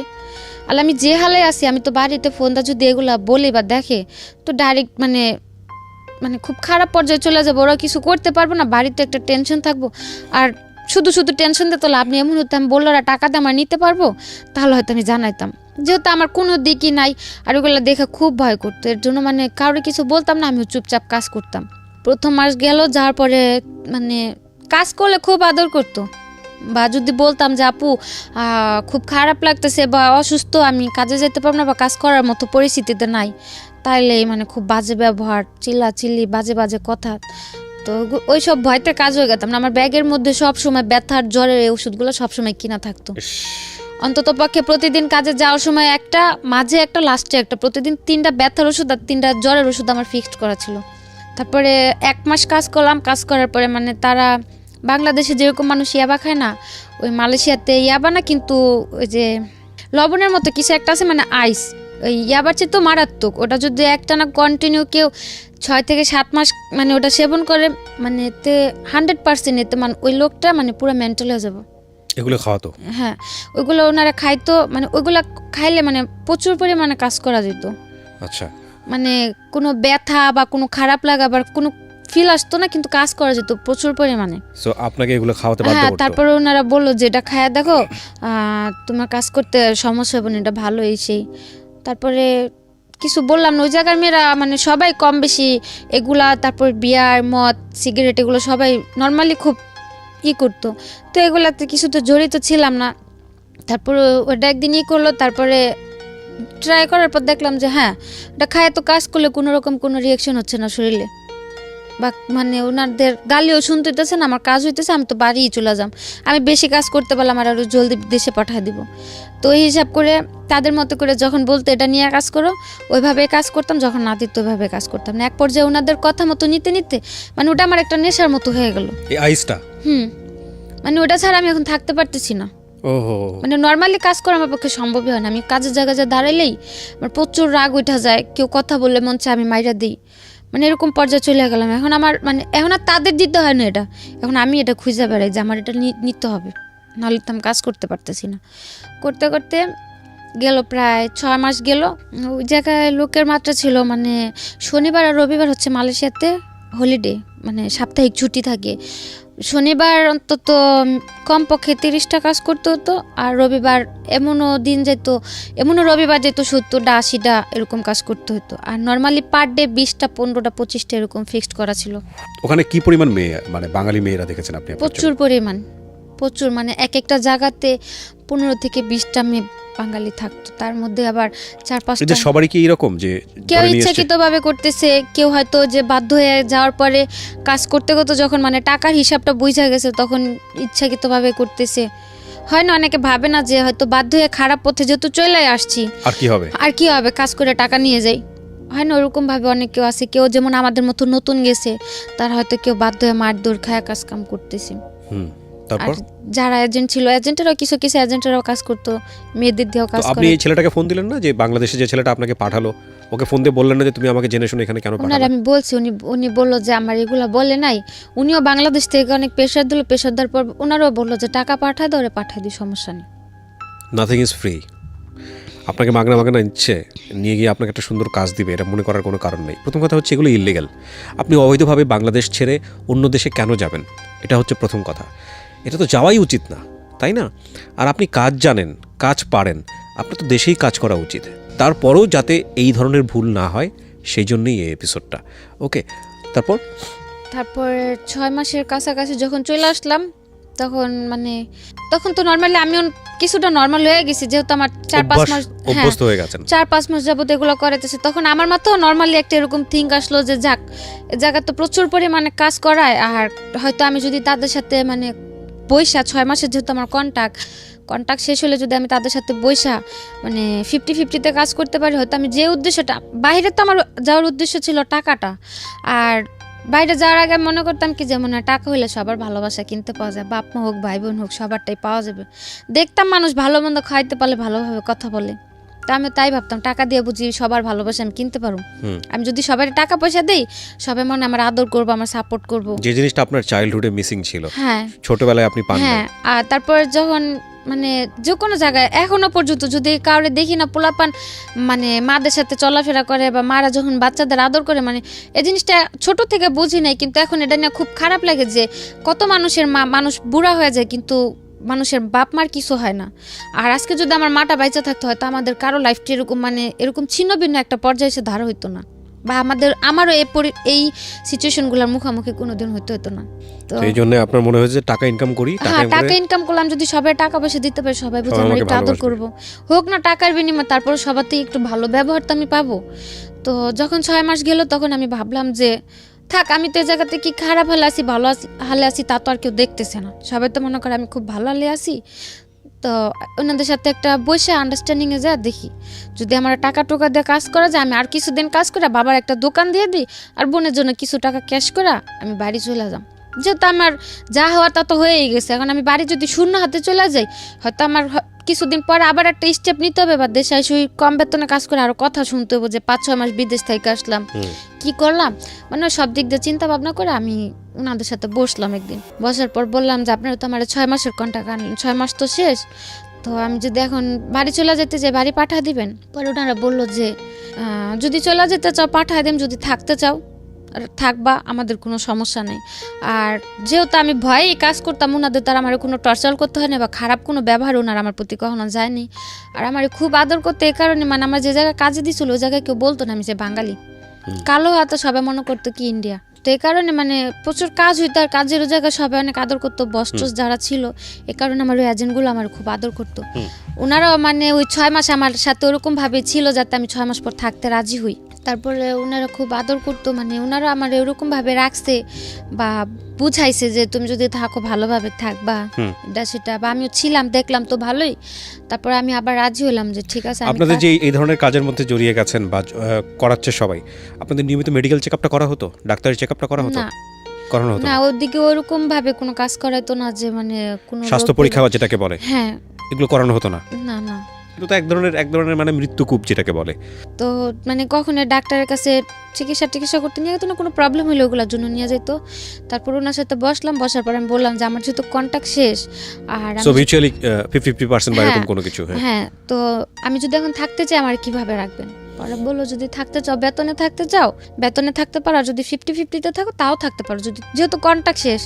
আমি ভাবলাম যে যদি আমি চাইলে পারতাম মানে ডাইরেক্টলি একা কাজ করতে, মানে আমি যা কাজ করতাম টাকাগুলো আমার থাকতো, যদি তা আমি বলতাম রাজি হতো, যেহেতু কন্ট্যাক্ট শেষ তাদের টাকা দুইটাই গেছে। তা আমি ভাবলাম যে ওই জায়গাতে তো কাজ করতাম, পুলিশের যে প্রবলেমগুলো হতো দেখতাম, তা আমি ভাবলাম যে আমি যদি একা কাজ করি আমার তো পুলিশে যদি একটা প্রবলেম হয়েও যায় আমার তো কেউ সেফটি করবো না। আর দ্বিতীয় কথা হচ্ছে তাদের যদি আমি কিছু টাকা দিয়ে হাত করে রাখি আমার যত বড় প্রবলেমই হোক, যেহেতু তারা ব্যবসা করে তাদের সাথে ওরকম লোকেদের সাথে অবশ্যই হাত আছে, ওনারা আমার সাপোর্ট করব। তারপরে আমি বললাম যে ওগুলা ভাইবা, আমি বললাম আমি 50-50-তে কাজ করুম, যদি আমার পুলিশ টুলিশ ধরে বা কিছু করে ওইগুলো আর সাপোর্ট দিতে হবে আপনাদের। পরে বললো যে ঠিক আছে, যদি পুলিশ ধরে নিয়ে যায় ছুটায় আনতে যা টাকা লাগবে তাও তুমি অর্ধেকটা দিবা, আমরা অর্ধেকটা দিই। তা আমি বললাম আচ্ছা ঠিক আছে। তো ওইগুলো ওইভাবে কথা বলার পরে মানে কন্ট্যাক্ট শেষ হওয়ার পরে ও কন্ট্যাক্টের মধ্যে আমার আবার আরেক জায়গায় বিক্রি করে দিল। বিক্রি করলো কিভাবে? হ্যাঁ, ওই যে 6 মাসের কন্ট্যাক্ট ছিল না, ওনার আমার 1 মাস কাজ করাইলো। আর এগুলো তো পরে বুঝতে পারলাম যে কি পরিমাণে টাকা। 1 মাস না, একটা মেয়েরে দিয়ে যদি 15 থেকে 20 দিন কাজ করে কন্টিনিউ, ও একটা মেয়ের যাওয়া আসার যা খরচ যায় সম্পূর্ণ টাকা উঠা যায় 15 থেকে 20 দিনই। তো সে জায়গাতে আমার 1 মাস কাজ করালো। কাজ করানোর পরে তাদের তো যা খরচ উঠা গেল, এমনকি এক্সট্রা উঠলো। তার 1 মাস পর আমার যে 5 মাস ছিল কন্ট্যাক্টে, ওই 5 মাসের কন্ট্যাক্ট করে আরেকটা এজেন্টের কাছে বিক্রি করে দিল। এটা আপনি পরে বুঝেছেন নাকি না, তখনই বুঝেছেন? তখনই মানে বিক্রি করার সময় আমার বলেনি, যেদিন আমার নিয়ে যায় ওদিন বলছে যে তোমার যে বাকি 5 মাসের কন্ট্যাক্ট আছে তুমি ওদের কাছে থাকবা, কোনো ঝামেলা করবে না। 1 মাসে তারা আমার আর কি নর্মাল করলো, আমার যেহেতু না জানা ছিল, মানে ইউজ টু করা জিনিসটাতে। হ্যাঁ আমার নর্মাল করলো যে তো মানে হঠাৎ করে বিক্রি করে দিলে তো যদি আমি প্রবলেম করি ওনাদের উপর একটা প্রেশার আসবে, তো নর্মাল করে তাদের কাছে দিল। যে আপুর ভাইয়ের কাছে বিক্রি করলো তাদের প্রথম মেয়ে ছিলাম আমি। মেয়ে বলতে মানে ওই ব্যবসা ওই মানে কাজের আমার দিয়ে তারা বিজনেসটা স্টার্ট করতেছিল, ওকে। মানে তাদের আর কোনো মেয়ে ছিল না, আমারে দিয়ে তারা কি ব্যবসা লাইনটা ধরবে। তো ওই হিসেবে তারা আমার কখনো টর্চার করেনি যে এ কয়টা কাজ কেন এই কেন সেই কেন, যেহেতু তারাও নতুন বুঝতে পারতো না যে কতগুলা কাজ প্রেশার দিলে কতগুলা কাজ হয় বা কি করানো যায়, তারা তো বুঝতো না। ওই হিসেবে মানে ওনাদের কাছে থাকতে আমার কাজের প্রেশার এটা তো ছিল না, নর্মালি ছিলাম। তারপর আসার পরে আমি বললাম যে মাসে আমার কন্ট্যাক্ট শেষ, থাইকে গেলাম। থাকার পর 1 মাস আমি কাজ করলাম, মানে 1 মাস কাজ করার পর আমার মানে কাজ যে প্রতিদিন কাজ করতাম না, কাজের টাকাগুলো আমার হাতে দিয়ে দিত কাজের লাস্টে, ওগুলো বাসা হিসাব আর আমি তাদের কাছে জমা দিয়ে দিতাম। মাস শেষে যেমন তারা হিসাব করতো যে আমার 1 টাকার কাজ হয়েছে, 1 টাকা অর্ধেক অর্ধেক অর্ধেক তাদের অর্ধেক আমার, ওইভাবে হিসাব হইতো। তো 1 মাস কাজ করার পর দেখলাম যে না মোটামুটি ভালো টাকাই হচ্ছে। তারপরে রয়ে গেলাম কাজ করতে করতে, এর মধ্যে ওইখানে একটা ছেলের সাথে আমার একটা সম্পর্ক হয়। ছেলে বলতে যে মেয়ে বান্ধবী ছিল, বান্ধবীর ফ্রেন্ডের মোবাইলে আমার ছবিটা দেখে মানে মারাত্মক পরিমাণে পাগল, এরকম একটা অবস্থা। তারপর যেভাবে ও কথা বলতে বলতে হইলো ওর সাথে একটা সম্পর্ক, তারপর ওরে ওরে করে ওই এজেন্টের সাথে আমার প্রতিনিয়ত ঝগড়া হতো। ও ওকে, মানে ও বাঙালি ছিল, ছেলেটাও বাঙালি ছিল। এজেন্টের ছেলেটার সঙ্গে সাথে- ঝগড়া হতো মানে কি ও চাইতো যে আপনি যে এই পেশা থেকে বের হয়ে আসেন? হ্যাঁ, ও বলতো তুমি দেশে চলে যাবো, আমার বুঝাইতো কাজ কাম করা দরকার নেই এটা সেটা। আর এজেন্টে হয় কি নর্মালি ওই জায়গাতে যে কোনো মেয়ে সব সম্পর্কেতে জড়াইলে, কোনো প্রেম প্রীতিতে জড়াইলে ওইখান থেকে পালা যায়। আর ওনারা আমার এতদিন রাখছিল, অন্তত আমার প্রতি তাদের এতটুকু বিশ্বাস ছিল আমি যাই করি না কেন পালায় কোথাও যাবো না। পালা যাওয়ার হলে আমি আরও আগেই চলে যেতাম, যেহেতু 6-7 মাসে কোথাও যাই নেই, যাবো না। তাদের সাথে ঝগড়া এই কারণেই ওই ওর সাথে ফোনে টোনে কথা বলতাম বা দেখা করতাম, ওই দিকে মানে থিঙ্কিংটা থাকাতে আমার এদিকে কাজগুলো কম হইতো, যাতে তাদের প্রবলেম হইতো না। এই নিয়ে মানে খুবভাবে চিল্লাচিল্লি ঝগড়াঝাটি চলতোই প্রতিনিয়ত, যে ওর সাথে কথা বলো না, এরকমটা হয় এই জগতের মেয়েদের সাথে ছেলেরা রিলেশন করে টাকা টুকা খায় তারপরে ছাইরা দেয়, কিন্তু এগুলোর কোনো ভবিষ্যৎ নাই, তুমি ওরা ছাইরা দাও। আর ওর সাথেও তেমন একটা সম্পর্কে জড়াইতে চাইতাম না, কারণ প্রথমে তো একটা ডস খাইলাম, আপন খালাতো ভাই, আর এ তো হচ্ছে খারাপ জায়গা থেকে পরিচয়, তো তেমন একটা কেয়ার করতাম না। কিন্তু ও আমার সবসময় বোঝাইতো যে আখি দেখো, মানুষ কিন্তু জীবনে একা কোনো পথে পাড়ি দিতে পারে না, মানুষের চলতে একটা মানুষের সাপোর্ট লাগে। মানে ওর সবচেয়ে একটা কথা আমার বেশি টাচ করে, ও আমার বলে যে তোমার তো কেউই নেই, মা নাইকা বাপ থাইকাও নাই, ভাই বোনও তোমার দেখে না, নাহলে আমি তোমার সাপোর্ট হয়ে রইলাম। বাবা মা শিখাইছে ছোট থেকে যে একটা মানুষ যদি কোনো একটা এতিমের সাপোর্ট করে তার নাকি অনেক সোয়াব হয়। ওই কথাটা বলাতে আমি মানে এতটুকু ভাবলাম যে যেহেতু ও আমার এতটুকু জিনিস বুঝতে পারছে যে আমার কেউ নাই, ও যেহেতু এই জিনিসটা বুঝতে পারছে যে আমি সবার ভালোবাসার কমতিটা ফিল করি, বা মানে একটু যে সব দিক দিয়ে আমার খুব সাপোর্ট করতো আর আমার ওগুলো খুব ভালো লাগতো। তো যাক গেল, তার সাথে মানে তো ঝগড়াঝাটি করতে করতে 3 মাস সম্পর্ক চলার পরে তারপর 3 মাস চললো, 3 মাসের মধ্যে টুকটাক ঝগড়াঝাটি হলো। 18-র ওকে কি আপনি বিয়ে করছিলেন? না, বিয়ে হয়নি। তারপর ওই 3 মাস সম্পর্ক থাকার পরে এর মধ্যে মানে ওই যে এজেন্টের কাছে ছিলাম তাদের মধ্যে মানে তাদের কাছে আমি টোটালি একটা কালার খেয়ে গেলাম যে মানে তারা এখন আমার আর মানে আগের মতো একটা কেয়ার করে না বা সহ্য করতে পারে না ও ছেলের সাথে সম্পর্কটা গভীর হতে। আর ও বলতো তুমি দেশে চলে যাও। তো গেল 2017 থেকে 18 মে পর্যন্ত এই ঘটনা। 18 মে মাসের 14 তারিখে আমি পুলিশে ধরলাম। আরে পুলিশে ধরলো মানে কি অন স্পট? হ্যাঁ, কাজের জায়গা থেকে আচ্ছা। রেড দিল, রেড দেওয়াতে আমরা 15টা মেয়ে ধরা খেলাম। ওকে, তো মালয়েশিয়ান পুলিশের কাছে? হ্যাঁ, ওটা ছিল এমনি তো নর্মালি পুলিশ মানে ওদিকে তো পুলিশের এক একটা মানে আছে আইপিকেল টিপিকেল ইমিগ্রেশন, তো নর্মাল পুলিশে ধরছে ওদিক থেকে টাকা দিয়ে ছুটে আসা যায়। 9 তারিখে ধরলো, ধরার পরে যাওয়ার পথে আমি ওর ফোন দিয়ে বললাম যে এরকম এরকম ভাইয়ার কাছে আমার টাকা আছে, যদি আমার যত তাড়াতাড়ি সম্ভব আমার ছুটে নিয়ে আসতে বলবা, যেহেতু জানি যে নর্মাল পুলিশে ধরছে ওরা টাকা টুকা নিয়ে ছাইড়া দিব। তো বললো যাচ্ছে ঠিক আছে। তারপর 9 দিন পর আসলাম, তার আর কি উকিল ধরলো, উকিল ধরার পর পাসপোর্ট তো তাদের কাছে ছিল, ওইখান থেকে 9 দিন পর ছুটা নিয়ে আসলো, কোনো সমস্যা হলো না। তো ছুটে আনলো আমার 3,500 রিঙ্গিতে, সে জায়গাতে আমার বললো যে 13,000 রিঙ্গিত লাগছে, ওই টাকাটা আমার থেকে নিল। তো তারপর কোনো প্রবলেম হলো না। মানে হয় না একটা বাটপাড়ি বিজনেস আর কি, 2 নম্বরই বিজনেস এবং তার মধ্যে যত রকমের বাটপাড়ি আছে আর কি। হ্যাঁ, তারপর ওই মে মাসের 14 তারিখে ছুটে আসলাম। আসার পর 3-4 দিন রেস্টে থাকার পর আবার কাজে গেলাম। যাওয়ার পরে জুনের 24 তারিখে আবার ধরা খেলাম। আবার পুলিশ নিয়ে গেল? এবার পুলিশ নেই, এবার ইমিগ্রেশন নিল। ইমিগ্রেশন নিয়েছে? ওকে। তারপর যেদিন ধরা খাইছি সেদিন আমার কাছে ফোনও ছিল না, মানে অসুস্থ ছিলাম, তো কাজে যাওয়ার নিয়ে আর কি তাদের সাথে একটু কথা কাটাকাটি হলো। ওনারা আমার বললো যে রাত্রে যদি ফোনে কথা বলো, দিনে তুমি সুস্থ থাকবা কোথা থেকে আর কাজ করবা কোথা থেকে। মানে আপনি যে ছেলেটাকে লাভ করেন তার সাথে কথা কাটাকাটি হচ্ছে? না, ও বললো যে তুমি কাজে যাও না, যেহেতু তুমি অসুস্থ কাজে যাও না। জ্বর ছিল কিছুটা, আর আমি আমার ওই এজেন্টদের বললাম, তখন তো 50-50, ইচ্ছে হলে কাজে যেতাম, ইচ্ছে হলে যাইতাম না, কিছু বলতো না। তো আমি বললাম যে আমি আজকে কাজে যাব না, আর অসুস্থ থাকারই ছিল। ওই ঈদের 1 সপ্তাহ পরে ধরা খেয়েছি, তো যেমন ঈদ গেছে এই শুক্রবারে, আগামী শুক্রবারে ধরা খাইছি। ওই 7 দিন কাজের প্রচুর চাপ ছিল, তো দেখা যাচ্ছে ওই কারণে খুব অসুস্থ ছিলাম, আবার রাত্রে ঘুম কম, তোর সাথে কথা বলতাম। তো ধরা খেলাম, ওই দিন কথা কাটাকাটি হতে বাসাতে ফোন টোন কিছু নেই, রাগ করে আমি এমনি কাজে চলে গেলাম। কাজে গেলাম সন্ধ্যা 7টার দিকে, 9টার দিকে ইমিগ্রেশনের পুলিশ সব উপরে উঠে গেল, নিচে দরজা টরজা কাইটা। তারপর ধরলো, ভালো কথা, বসা রাখছে। তারপরে গাড়িতে উঠছে, মানে পুলিশ ধরছিল পরে, তো তাও ফোন করার একটা অপশন ছিল যে ফোন করে ভালো মন্দ বলতে পারছি। এখন তো ইমিগ্রেশন ধরলো, আমার সাথে তো একে ফোন ছিল না, আর দ্বিতীয়তে যাদের ফোন ছিল সবার ফোন নিয়ে নিছে, আর আমার কারো নাম্বারও মুখস্থ ছিল না, শুধু ওই ছেলের নাম্বারটা ছাড়া। তারপর ওই বাঙালি আরেকটা মেয়ে, মানে এক সিরিয়ালে 4টা কোম্পানিতে অপারেসি দিছে, 4টা কোম্পানির মধ্যে মানে আমরা 4টা না 5টা ছিলাম বাংলা মেয়ে। তো আমার যেখান থেকে ধরছে ওইখানে আমি ছিলাম, আরেকটা মেয়ে ছিল। ওই মেয়ের ফোন নিয়ে নিছে, সাথের যে কোম্পানিটা ছিল ওই কোম্পানির একটা মেয়ের ফোন দিয়ে আমি ফোন করলাম ওই ছেলেরে, ফোন দিয়ে বললাম যে দেখো আমার তো গতবার ছুটে আনছিল, পুলিশে ধরছিল, কিন্তু এবার তো ইমিগ্রেশনে ধরছে, আমার তো কোনোভাবে ছুটানো সম্ভব হবে না। তো আমার টাকা আছে, আমি যে ওই ঈদের 1 সপ্তাহ কাজ করছি বা পুরো মাস কাজ করছি, আমার পুরো মাসের টাকাটাই তাদের আছে। আমার বললো জরিমানা দিয়ে আমার দেশে পাঠা দিতে, যাতে অকারণে আমার কোনো জেলে পড়ে না থাকতে হয়।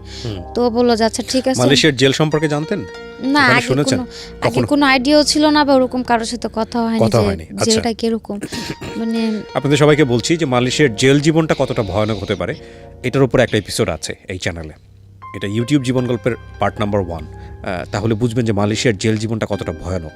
বলেন তারপর ওইখানে একটা মেয়ের ফোন ছিল, ওর ফোনটা দিয়ে আমি ফোন দিয়ে বললাম যে যেহেতু ইমিগ্রেশনে ধরছে আমার তো কোনোভাবে ছুটানো সম্ভব হবে না, আর প্রথমবার যখন ধরা খেলাম তখন যে 9 দিন ছিলাম ওদিকে তত একটা কষ্ট হয়নি, আর তার মধ্যে 2-3 দিনই ভাইয়ারা যা দেখা করছে, কারণ তখন তো আমার ছুটানোর জন্য ট্রাই করতেছিল, যা দেখা করে আসছে বা খাবার টাবার কিনে দিয়ে আসছে, সমস্যা হয়নি তত একটা। আর এমনিতে রাখছিল যেমন সেফটি রুমে ছিলাম, তো প্রবলেম হয়নি, আর জেলটাকে দেখিও নি তখন। তো বলার পর আর আমি বললাম যে যেভাবে সম্ভব হয় আমার খুব শীঘ্রই দেশে পাঠা দিতে বলবে, আমার যা টাকা আছে ওদের যথেষ্ট হবে আমার জরিপানাতে দেশে পাঠানোর জন্য, আমার যাতে জেলে না রাখি, আর পাসপোর্টটাও যেহেতু তাদের কাছে। তো বললো যে আচ্ছা ঠিক আছে, তুমি কোনো টেনশন করো না, কান্নাকাটি করো না, এদিক থেকে তাদের যতটুকু প্রেশার দেওয়ার বা যতটুকু করার আমি করুম, তুমি কোনো কান্নাকাটি করো না। আচ্ছা গেল। তারপর 3 দিনের দিন যখন যাওয়ার পরে 3 দিনের দিন যখন স্টেটমেন্ট নিতে আনলো, তখন স্টেটমেন্ট দেওয়ার পর ওনারা আমার বললো যে তোমার পাসপোর্ট কার কাছে। আর পুলিশে ধরার পর যদি বলে যে এজেন্ট আছে বা কিছু, তাহলে হয়তো তার যেমন যদি আমি তখন বলতাম যে আমার এজেন্ট আছে, তাহলে হয়তো আমার এজেন্টটা খোঁজার জন্য আমার যে জায়গায় জেল হয়েছে 3 মাস, সে জায়গায় হয়তো 6 মাস 1 বছরও হইতে পারতো এজেন্টের খোঁজার জন্য। তো তারা যাওয়ার পরে শিখাই দিছিল যে যদি কোর্টে উঠায়, তাহলে যদি জিজ্ঞেস করে যে তোমার কি অপরাধ আছে নাকি, মানে মালয় ভাষাতে, তাহলে বলবা যে হ্যাঁ আমার অপরাধ আছে। যেহেতু আমি ট্যুরিস্টে ঢুকলাম, ভিসা তো 1 মাসের ছিল।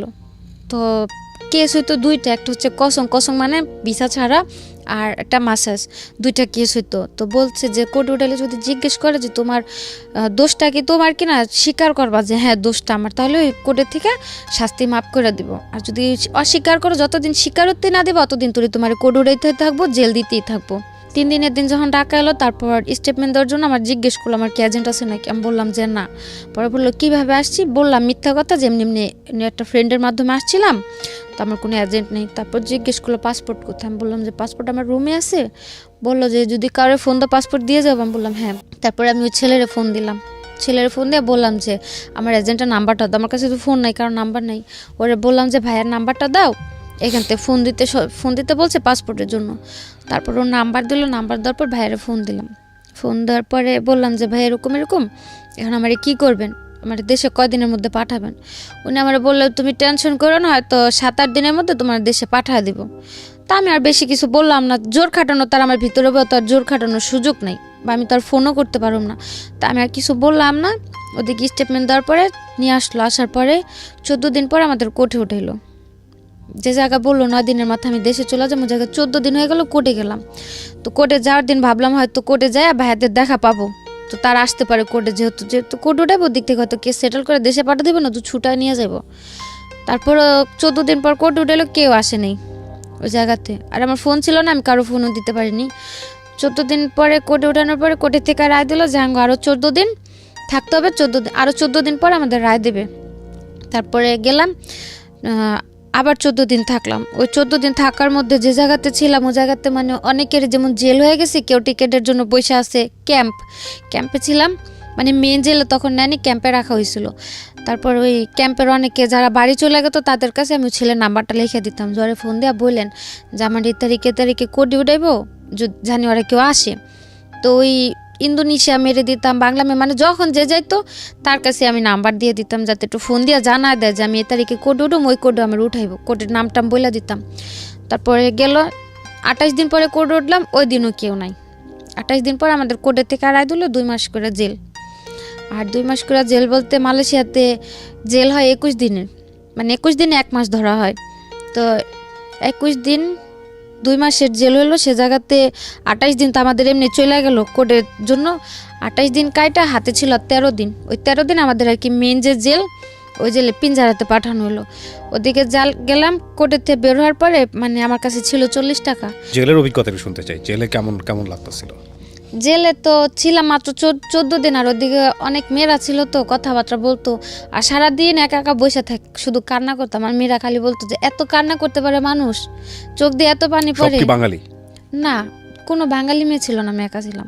মানে আমার যে রুমে রাখা হয়েছিল, আমি ছিলাম ভিয়েতনাম, ফিলিপিন, মানে এক দেশের 2-1টা করে মেয়ে ছিল। কারণ আরও বাংলা মেয়েরা ছিল, সবার থেকে বয়স আমার কম ছিল, এই কারণে আমার আলাদা মানে বয়স কম যে মেয়েদের ওদের সাথে রাখা হয়েছিল। আর যাদের বয়স বেশি ছিল তারা মানে সাথে যারা ধরা খাইছে সবাই একসাথে ছিল, আমার একা এক জায়গায় রাখা হয়েছিল। মানে আমাদের যে গ্রুপ ছিল ওর মধ্যে আমার এক জায়গায় রাখা হয়েছিল। ওদিকে যেমন অল্প বয়সে যারা, তাদের কোনো কাজ করাইতো না, বিকাল হলে খেলতে নিয়ে যেত, টিভি দেখাইতো, তারপরে ABCD এগুলো পড়াইতো, মানে ছোট বাচ্চাদের জন্য ওগুলো আলাদা। ওদিকে আর কি 12-13 বছর থেকে নিয়ে 21 বছর পর্যন্ত ওই জায়গায় রাখা হইতো। আর তখন তো বয়স ছিল 19, তো ওই জায়গাতে আমারও রাখা হয়েছিল।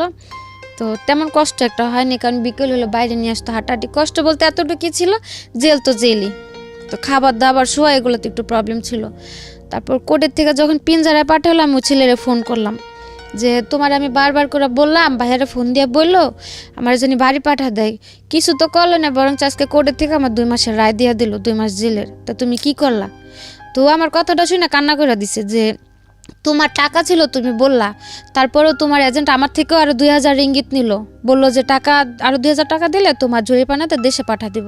তারপরেও টাকা দিল, মানে আমার কথাটা শুই না যে মানে এক প্রকার ও পুরো হ্যাং হয়ে গেছে, যে এদিকে টাকাও দিল, ওদের সাথে তো কন্টিনিউ যোগাযোগ করতেছি, কিন্তু ওরা তো বলতেছে যে সব ওকে হয়ে গেছে, আমি দেশে চলে যাম 2-1 দিনের মধ্যে। ওই মুহূর্তে শুনতে পেলো যে আমার এখন পিঞ্জারাতে পাঠাইতেছে। তারপরে ও বললো যে দেখো আমার তো টাকা টুকাও নিল, আর পাসপোর্টও যেহেতু ওদের কাছে, আমার তো আর কিছু করার নাই, তখন আর কী করবো, কোর্টে তো রায় দিয়ে দিছে, এদিকে তো আর কিছু করার নাই, তো আর কতদিন থাকতে হইব। তারপর আমি বললাম যে আর 14 দিন বা 15 দিন আমার পিঞ্জারা থাকতে হইব। পরে বললো যে ওই দিক থেকে আসার পর টিকিট দিয়ে দিলে বাড়ি পাঠা দিব না। আমি বললাম যে হ্যাঁ, যেদিন আমার ওই পিঞ্জারা থেকে ক্যাম্পে পাঠাইবো 14 দিন পরে, আমার টিকিট আজকে টিকিট দিয়ে গেলে আমি কালকে বাড়ি চলে যেতে পারবো, আমার কোনো সমস্যা হইব না। পরে বললো যে আচ্ছা ঠিক আছে তুমি যাও, আমি তাদের সাথে কথা বলে রাখি যাতে তোমার টিকিটটা 14 দিনের মধ্যে পরে দেওয়ার জন্য তার প্রস্তুত নিয়ে থাকে। আমি বললাম যে আচ্ছা ঠিক আছে। তারপর 14 দিন ওই জায়গাতে গেল। 14 দিন পরে 1 তারিখে না যেন, আগস্টের 1 তারিখে মেবি 1 তারিখে না যেন 5 তারিখে আমাদের ক্যাম্পে আনলো। ক্যাম্পে আনার পরে আমি ওর ফোন দিলাম, ক্যাম্প যেদিন পিঞ্জারা থেকে ক্যাম্পে আনলো ওই দিন রাস্তা থেকে আমি ওর ফোন দিলাম, ফোন দিয়া গাড়িতে অন্য মানুষের ফোন দিয়ে। আপনি কি ওরে ভালোবাসতেন? আচ্ছা, ওকে। মানে আমার খুব কেয়ার করতো, একটু যে মানে যত প্রবলেম, বাড়ির প্রবলেম হোক বা আমার প্রবলেম হোক, সব কিছু তো খুব সাপোর্ট করতো। এর সাথে পরিচয় আপনার এই ধরনের কাজ করতে গিয়ে? না, ওই কাজের জায়গা থেকে নয়, ওইদিকে আমার একটা বান্ধবী ছিল। যাই হোক, আমি জানতে চাচ্ছি না। ওকে, তারপর ওরে ফোন দিলাম, ফোন দিয়ে বললাম যে দেখ আমার আজকে ক্যাম্পে পাঠাইতেছে, যত তাড়াতাড়ি সম্ভব ওতে পাসপোর্টটা নিয়ে আমার টিকিট দিয়ে দিও, আমি বাড়ি চলে যাম। ও কি করতো মানে এর সাথে? ও জব করতো ইঞ্জিনিয়ারিংয়ে। ইঞ্জিনিয়ারিংয়ে জব করতো? কম্পিউটারের। ওকে। বলার পরে আমি বললাম যে আমার আজকে ক্যাম্পে পাঠাইতেছে, যেভাবে সম্ভব আমরা বাড়ি পাঠা দেওয়ার করো, আর ওরা টাকা টুকা চাইলে তুমি আর টাকা দিও না, এখন আর আমার কোনো খরচ নেই, শুধু টিকিটটা কিনে দিব। আর নর্মালি একটা এজেন্টের দায়িত্ব থাকে যে একটা মেয়ে যদি ধরা পড়ে তার টাকা না থাকলে টিকিট কাইটা দেশে পাঠানোর। তারপরে ও বললো যে আচ্ছা ঠিক আছে, কোন ক্যাম্পে নিছে কইতে পারো? তো আমি বললাম যে আমি জানি না কোন ক্যাম্পে আনছে এখনও, তো যদি আমি পারি কোনো রকমভাবে কারো কাছে নাম্বার দিই, আমি তোমার কাছে ঠিকানা বা আমার বডি নাম্বারটা আমি পাঠাই দিমুনি। বললো যে আচ্ছা ঠিক আছে। তারপরে যখন ক্যাম্পে নিয়ে গেল, ক্যাম্পের নামটা আমি জানতে পারলাম, মানে ওই জায়গাতে একজন করে নেয়, যেমন সাথে টাকা টুকা জিনিসপত্র থাকলে সব জমা দিয়ে একটা রিসিপ্ট দেয়, একটা বডি নাম্বার দিয়ে দেয় যে কোন ব্লকে থাকবে কত বডি নাম্বার, ওইগুলো দিতে মানে অনেক লোক ছিলাম তো, সিরিয়াল ছিল অনেক, তো প্রায় লাস্টের দিকে ছিলাম আমি, ওই সিরিয়ালগুলো দিতে দিই। তারপর আমাদের সাথে কিছু লোক ছিল নতুন ধরে আনছে, ওদের কাছে ফোন ছিল, ওইখান থেকে একটা ফোন নিয়ে আমি ফোন দিলাম আমার বাড়িতে মেজুয়াপুর গেছে, যে যেহেতু ও দিক দিয়ে প্রেশার দিতেছে, ওরাও যদি জানে, ওরা হয়তো এজেন্টের ফোনটা বলবো আমার টিকিটটা দিতে। তো ওই লোকটা নাম্বার দিয়ে ফোন দিলাম মেজাপুর ছেলে ফোনটা ধরে বললো যে আম্মু বাইরে গেছে, তো আমি বললাম ডাক দিয়ে দাও। ও ডাক দিতে দিতে ওই লোকের ফোনটা গেল বন্ধ হয়ে, তো বন্ধ হয়ে গেল। আমার যে স্লিপ দিল, একটা রিসিপ্ট দিল, ওই রিসিপ্টের ভিতরে মানে একটা সাইন উঠলো, আমার ফোন কল অলরেডি হয়ে গেছে। তো আমি আর কিছু করলাম না, আমি ওদিকে বসে বসে কান্না করতেছি, মানে 3 দিন পরে একটা মাস্টার কল করার সিস্টেম দেয় মানে ওদিক থেকে ফ্রিতে, তা আমার তো আর ওই কলটা করতে দিব না, যেহেতু আমার এই জায়গাতে সাইন উঠে গেল। তো কান্না করতেছি, ওদিকে একটা রোহিঙ্গা ছেলে ছিল, মানে ওই জায়গার ভিতরে যে অনেকের যে পরিচয়পত্র নাই বা পাসপোর্ট টাসপোর্ট না থাকলে 3-4 বছর ওই জায়গায় অনেকে পড়ে থাকলে ওদের আর কি বাইরে কাজ টাজ করতে দেয়, যে আসামিদের সাথে দেখা করতে আসলে নিয়ে যায়, বা যে নতুন লোক ধরে আনলে ব্যাগ ট্যাগ সরা রাখি, ওরকম লোক ছিল একটা রোহিঙ্গা। তো বলতেছে যে আপনার কী সে কান্না করেন কি আপনি? তারপর আমি বললাম যে এরকম আমার তো জায়গাতে কেউ নাই, আমি বাড়িতে ফোন দিলাম, ফোনটা বন্ধ হয়ে গেল, আর আমার স্লিপেও সাইন উঠে গেলো, আমি তার ফোন দিতে পারব না, আমি যদি কাউরে না জানি আমি এ জায়গাতে আসি, কীভাবে আমার কেউ টিকিট দিব? তো ও কইলো যে মালয়েশিয়ার কারো নাম্বার আছে আপনার কাছে? আমি হ্যাঁ আছে। তো কইলো যে আপনি একটা কাগজে আপনার যে স্লিপে বডি নাম্বার দিছে, বডি নাম্বার, ব্লক নাম্বার আর নাম্বারটা লিখে দেন, আমি ফোন দিয়ে জানা দিম। তারপর ওই ছেলের কাছে আমি ওই ছেলের নাম্বার লিখে দিলাম, আমার বডি নাম্বার কত ব্লক লিখে দিলাম। তারপর ওই ছেলে ফোন দিল ওর কাছে, ওরে ফোন দিয়ে বলছে যে আমি এরকম এই জায়গাতে আসি, এত আমার বডি নাম্বার। তারপর ও আবার আমার এজেন্টের কাছে গেছে, ওই বাইরের ওই ছেলেটা, যাওয়ার পরে বলছে যে আমার এই জায়গাতে নিয়ে আসছে, আমার টিকিট দিব কবে? ওরা বলতেছে পাসপোর্ট দিয়ে দিছে, মানে কোম্পানির লোকের কাছে পাসপোর্ট দিছে, টাকা দিয়ে দিছে, ওরা টিকিট দিয়ে যাবে। এসে করতে করতে প্রায় 15 থেকে 20 দিন যায়। ওই 15-20 দিনের মধ্যে এই ছেলে আবার ওরা একটা ফ্রেন্ডে পাঠায় আমার সাথে জেলে দেখা করতে। তারপর ওরকম করতে করতে আমার এজেন্ট আবার ওর কাছ থেকে টাকা নিল আবার। ওকে। টিকিট দিবে বলে আরো 2বার টাকা নিল। যখন আমার জেল টেল শেষ হলো তখন ও আবার 2বার টাকা দিল। আচ্ছা। দেবার পরে যখন 3য় সপ্তাহ আমার সাথে দেখা করতে গেছে, তারপরে ওর বন্ধুটা বলতেছে যে আপা দেখেন আপনার পাসপোর্টটা আপনার এজেন্টে দিতে আসে না, আর ও 2-3 বার করে টাকা দিছে, ওরে পাসপোর্টও দেন, আপনার টিকিটও দিতে হয় না। ও এমনও বলছে যে ভাই টাকা খাইছেন ভালো করছেন, আর পাসপোর্টটা দিয়ে দেন, আর একটা টিকিট আমি কাইটা দিতেছি, আপনার টাকা টুকা দিতে হবে না, টাকা জানিয়েছেন নিছেন, আর পাসপোর্টটা দিয়ে দেন।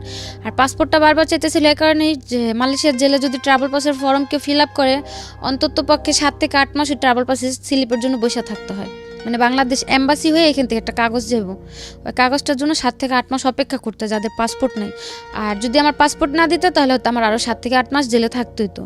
তার জন্য বারবার যাওয়ার কথা, টাকা খাইতেছে খাক, তো পাসপোর্টটা দিয়ে দেখ। আর এই চান্সে ও টাকা খাচ্ছে।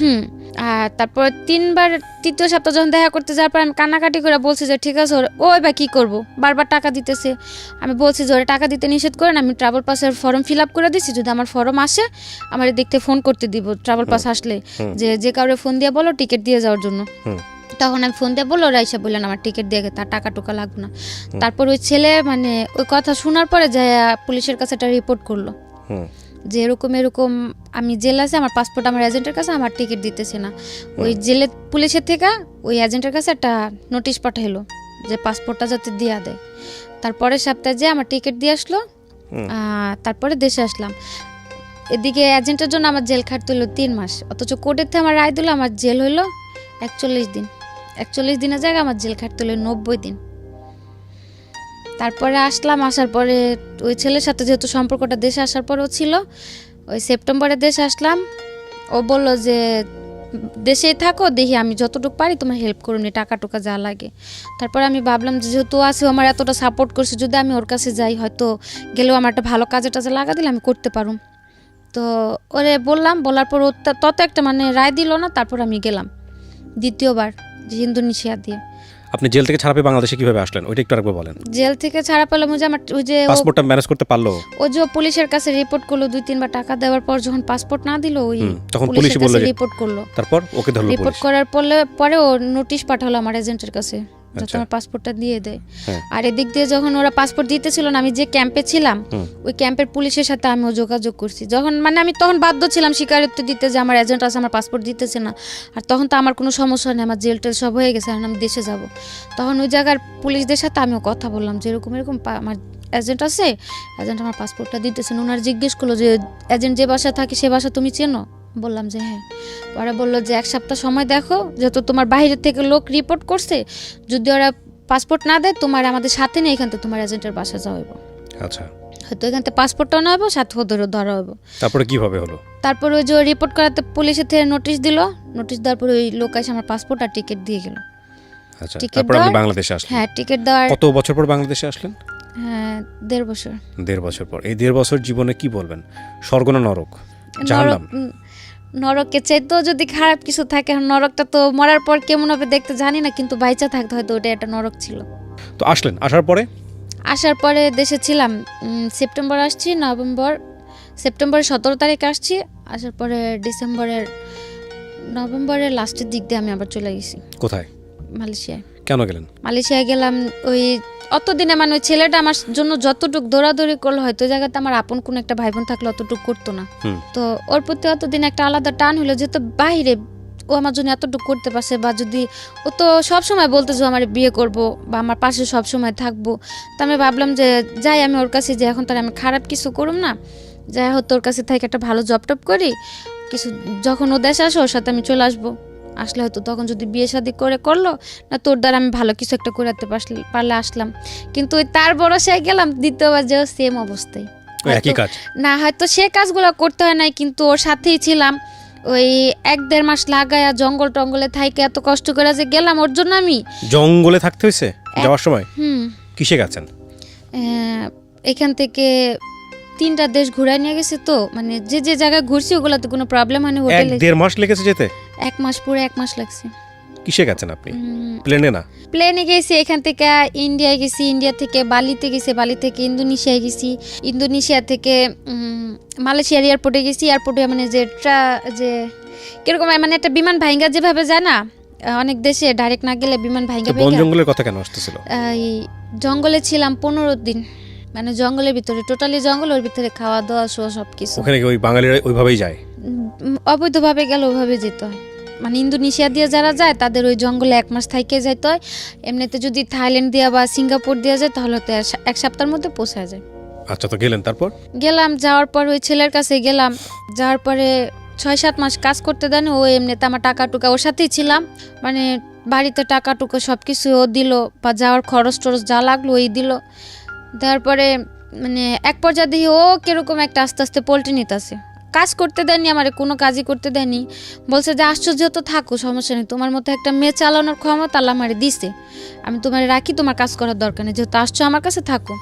তো কিছুদিন পরে দেখি ওই হাজবেন্ডের যেমন একটা পোল্ট্রি নিল বিয়ের পরে, তার কাছে যাওয়ার পর তারও একটা পোল্ট্রি, মানে সে কন্টিনিউ যে ক্লাবে যায়, মটট খায়, রাতের পর রাত বাইরে থাকে, আমি ওগুলো বললে মানে মারাত্মক পরিমাণে মারধর চলে। তারপরে গেল এরকম করতে করতে এক পর্যায়ে আমি বললাম যে ভাই, তুমি যদি আমার না রাখো, আমার বইলা দাও, যেহেতু আমি আসছি, আমার এখন একটা সুযোগ আছে, তুমি আমার যদি না রাখো, আমার বইলা দাও, আমি বাইরে যাই কোনো কাজ কাম করে আমি দেশে চলে যেতে পারো। আর অতদিন লাস্টের দিক দিয়ে আমি একটা কোম্পানিতে কাজে লাগছিলাম ক্লিনারের। তো তখনও বললাম যে দেখো, আমি একটা ভালো বেতনে কাজ করতেছি, ভালো একটা কাজ পাইছি, তুমি যদি আমার ছাইরা দাও, আমি কাজ কাম করে ওই কি বিয়ে করেছিলেন আপনি? না না, ওকে। ওদিকে বিয়ে করার সিস্টেম ছিল না। বিয়ে করলে কি যে হুজুর ডাক দেয় না, এমনিতে ঘরে বিয়ে করে ওইগুলো। তা আমার আর ওর উদ্দেশ্য ছিল, আমারই মেন উদ্দেশ্যটা ছিল যে আমি এখন এরকম একটা বিয়ে করুম, দেশে যাবার পরে বিয়ে তো আমার কোনো প্রুফও থাকবো না বা কোনো প্রমাণও থাকবো না, তো তার চেয়ে না করেই থাকি। যদি বিয়ে থাকে দেশে, যে হয়তো পোক্তভাবে করলে করবো, না করলে করার প্রয়োজন নেই। শুধু শুধু যে আল্লাহরে সাক্ষী রেখে বিয়ে করুম, এটা নিয়ে হয়তো এটা আল্লাহর কাছে একটা গুনার কাজ হবে, বা ওর কাছে আমি দাবি নিয়ে দাঁড়াইতে পারবো না। এর জন্য আর কেউ ওই জায়গাতে করা হয় না। আর ওই জায়গাতে বাঙালিদের যাদের ভিসা টিসা নাই, ওই কাগজ টাগজ করে বিয়ে করার কোনো সিস্টেম নেই। তারপরে ওরে বারবার বলতাম যে যদি তুমি আমার ছাইরা দাও তা আমি কাজ কাম করি। ও বলতো যে না, আমি কি তোমার আনছি ছাড়ার জন্য, আমি তোমার ছাড়ুন কেন। এরকম করতে করতে ওর সাথে রইলাম 1 বছরের মতো। লাস্ট 3 মাস কাজ করলাম, দেশে আসুম, ওই ট্রাভেল পাস চালু করলো, যারা অবৈধ আছে তারা মানে আত্মসমর্পণ করে দেশে চলে যেতে পারবো। তো ও বললো যে দেখো, এভাবে থাকলে তো দুজনের, ওরও ভিসা শেষ হয়ে গেছে লাস্টের দিকে, বললো যে তুমি চলে যাও, আমার তো কোম্পানি আছে, আমার কোম্পানিতে আমার ভিসা করে দিব, তুমি তো এমনি একবার ব্ল্যাক লিস্ট করে গেছো দেশে। প্রথমবার যখন জেল খাইতে আসলাম আমার ব্ল্যাক লিস্ট দিয়ে দিল, আবার দ্বিতীয়বার অবৈধভাবে ঢুকলাম, আমি তো আর ভিসাও লাগাইতে পারুম না। তো বললো যে তুমি চলে যাও, আমি থাকি, ঠিক আমি ভিসা টিসা করে আমি ভিসা লাগলে দেশে আসুন না, ইনশাল্লাহ বিয়েতে যা করার করুন। তা আমি বললাম যে না, আমি তোমার রেখে দেশে যাবো না, আমি থাকতেই তুমি এত নাটক করো, আমি চলে গেলে তো তখন তুমি পুরাই পোল্ট্রি নিবা, যেহেতু তুমি আমার বিয়ে করবো, আমি তোমার সাথেই থাকি, সমস্যা নেই। তো এগুলো করতে করতে ও আমার জন্য টিকিট কাটার জন্য পুরো প্রস্তুতি নিল। তার মধ্যে আমার বারাপুর একটা ছেলে অ্যাক্সিডেন্ট হলো, মানে ওর ডান হাতের এই জায়গা দিয়ে একটা চাকু ঢুকিয়ে দিক দিয়ে বের হয়ে গেল। আমার কাছে এমনিতে টাকা নেই, আমি দেশে আসার প্রস্তুতি নিতেছি, তার মধ্যে ওর ওই জায়গাতে অপারেশন করতে অনেক টাকা দিতে হলো আমার বাইরে থেকেই। ও তখন দেশে আসবো না, রাজি হলো দেশে আসার জন্য, ছেলেটাও আমার সাথে। তারপরে আমি বলছি যে তুমি আমার টিকিট কাটবা, এত কিছু করবা, কোনো লাভ হইব না, যদি তুমি না যাও, যেদিনকার ফ্লাইট থাকবো ওদিন আমি পলায় যাম, দেখবা 3-4 দিন পর আবার আয়া পড়ছি, কিন্তু আমি তোমার রেখে দেশে যাম না। তারপর এক পর্যায়ে যে ওর বাবা ফোন দিয়ে বললো যে দেশে নাকি ওর একটা চাকরি হয়েছে, ওরে দেশে চলে আসতে। তারপরে ও রাজি হলো আসার জন্য। একসাথে টিকিট পাইলো না, আমারটা ডিসেম্বর 14 তারিখে করলো, ওটা 17 তারিখে করলো। আসার সময় বারবার করে বললো যে তুমি যাও, তুমি কোনো টেনশন করো না, আমি তো আসি, দেশে যাই, আমি তোমার লোক কোনো পোল্ট্রি নিব না, তুমি চলো, আমিও তো দেশে আইতেছি। আসার পর আল্লাহ বিয়ে শাদী যা করার করুননি। আসলাম দেশে, আসার পর 15-20 দিন ভালোই ছিল, এখন পুরাই পুরা পোল্ট্রি বলতে মানে মানুষ অত বড় পোল্ট্রি নিতে পারে না দেখলে হয়তো জানতাম না। সো আপনি আবার যাবেন না মালয়েশিয়াতে? না, আর যাও কার কাছে, আর যাওয়ার কোনো প্রয়োজন নেই। প্রথমে তো গেলাম ফ্যামিলির দিক দিয়ে চিন্তা করা, বা প্রথম গেছে ফ্যামিলির দিক দিয়ে চিন্তা করে, সেকেন্ড টাইম গেছে একজন মানুষকে ভালোবেসে। এখন কিভাবে চলতেছে আপনার? এখন ওই ছেলের সাথে কথা হয়, এমনিতে আমার টাকা টুকা লাগলে যদি আমি ফোন দিয়ে বলি, টাকা টুকা দেয়, কিন্তু কোনো কথা বলে না, যোগাযোগ করে না। এছাড়া আপনি কোনো কাজ কাম করেন? গত মাসে একটা চাকরিতে জয়েন করছি, তো করতেছি টুকটাক। কেন বললেন এই গল্পটা? আবার এই প্রশ্নটা করি। গল্পটা বলার উদ্দেশ্য এইটুকুই ছিল যে অনেক মেয়েরাই বাইরে যায়, যেহেতু আমি মালয়েশিয়াতে অন্য দেশেরগুলো তার আমি বলতে পারি না, বা আসার সময় এয়ারপোর্টেও দেখছি সৌদি থেকে অনেক মেয়েরা প্রায় 1-1.5 মেয়ে সিরিয়ালে দাঁড়ায় আছে। জিজ্ঞেস করলাম, মানে ওদের সাথে আমারও মনে করছিল আমি সৌদি থেকে আসছি। এবার আসার সময় আমি 2-3 ঘন্টা লেটে এয়ারপোর্টের থেকে বেরোলাম, ওই যে ওদের সাথে আমার সিরিয়ালে দাঁড় করা রাখলো। যখন দেখলাম যে সবগুলা লোক সৌদি আরবের, আমি একাই মালয়েশিয়ার, তখন আমি চিল্লাচিল্লি করাতে তারপর আমার বের করে দিল। 2-2.5 ঘন্টা যে দাঁড়াইছিলাম, মেয়েগুলা জিজ্ঞেস করলাম যে আপনারা কি জনের দিকে দাঁড়াচ্ছেন, সবগুলা জেল খেটে আসছে। 1-1.5 মেয়ে হবে, কমপক্ষে 3 থেকে 400 পুরুষ হবে। 2টা সিরিয়ালে, মানে এয়ারপোর্টের ভিতরটা পুরো ভরা ওই মেয়ে লোকগুলা দিয়ে। এছাড়া সাথে যেসব লোক সব বের হয়ে গেছে। তো তাদের মধ্যে দাঁড়া থাকার পর জিজ্ঞেস করলাম, মেয়েগুলা বললো যে দেখেন এরকম আইনা কাজের নিচে নেওয়ার পরে এখন যে বাড়িতে কাজ করি তারাও নির্যাতন করে, বাইরে থেকে লোকেরাও এসে নির্যাতন করে, লাস্টে টিকতে না পেরে পুলিশের কাছে যে আত্মসমর্পণ করছি, এই জেল খাটটা এখন দেশে আসছে আমরা সবাই। কি একটা ইমেজ দাঁড়ায় দেখেন। এটা তো আমার এইখানে, এটা কিন্তু আমার এখানে এপিসোডটা ফার্স্ট টাইম না, বাংলাদেশের বিভিন্ন মিডিয়াতে, টেলিভিশন চ্যানেলে এই নিউজগুলো আসে, হরহামেশাই আসে। ইমেজটা কি দাঁড়ায় দেখেন। প্রথমত আমাদের সামাজিকতার জায়গাটা থেকে এই ধরনের মেয়েরা যখন দেশে ফিরে আসে খুব একটা ভালো চোখে দেখা হয় না, এবং ওখানে যে যাবে গিয়েও একটা ট্র্যাপের মধ্যে পড়ে যায়, বের হতে পারে না। মানে একটু ভালো থাকার জন্য কি ভয়ঙ্কর রকমের যুদ্ধ। আর আপনি আজকে যেভাবে সাফারার, এটার জন্য তো আপনি নিজেও দায়ী। হ্যাঁ, আপনার বয়স একটা ফ্যাক্ট ছিল যে ওই বয়সে আপনি বুঝেন নাই, কিন্তু আমি নিশ্চিত যে যারা অনেক বয়স্ক, যারা হয়তো 18 বছর পার করে ওই দেশে গেছে, তারা অনেক বুঝে শুনেই গেছে, তাদের জন্য আজকের এপিসোডটা কাজে লাগবে। তো আপনি নিশ্চয়ই ভুল করেছিলেন, কারণ 15-16 বছর বয়সেও যদি আপনি গেছেন, 18 বছরের আগে তো গেছেন আপনি দেশের বাইরে। লেবার লতে তো 18 বছরের আগে তো দেশের বাইরে যাওয়ার আমার জানা মতে নিয়মই নাই বাংলাদেশ সরকার থেকে। তো এটা তো আপনি এক ধরনের অপরাধী করেছেন। এবং যাওয়ার পরে আপনি যেটা বলছিলেন যে আপনি এক পর্যায়ে মেনে নিলেন যে না, এই জবটাই আপনি করবেন পয়সা ইনকাম করার জন্য। পয়সা ইনকাম করতে পেরেছেন ওই যে সব জেলে পুলিশের কাছে গেছে। হ্যাঁ, সো আসলে লাইফে কোনো শর্টকামিং কোনো পথ নাই যে আপনি শর্টকাট একটা মেরে দেবেন দিয়ে আপনি লাইফে অনেক বড়লোক হয়ে যাবেন, অনেক কিছু হয়ে যাবেন। That is really difficult. এটা হয় না। যতদিন কন্টাক্টে ছিল, যদি ততদিনের মধ্যেও পুলিশে ধরতো, তাও মনের একটা সান্ত্বনা দিতে পারতাম যে দেশে চলে গেলাম। যখন কন্ট্রাক্টটা শেষ হলো, 1 মাস কাজ করলাম, টাকাগুলো নিয়ে বাড়িতেও পাঠাইনি।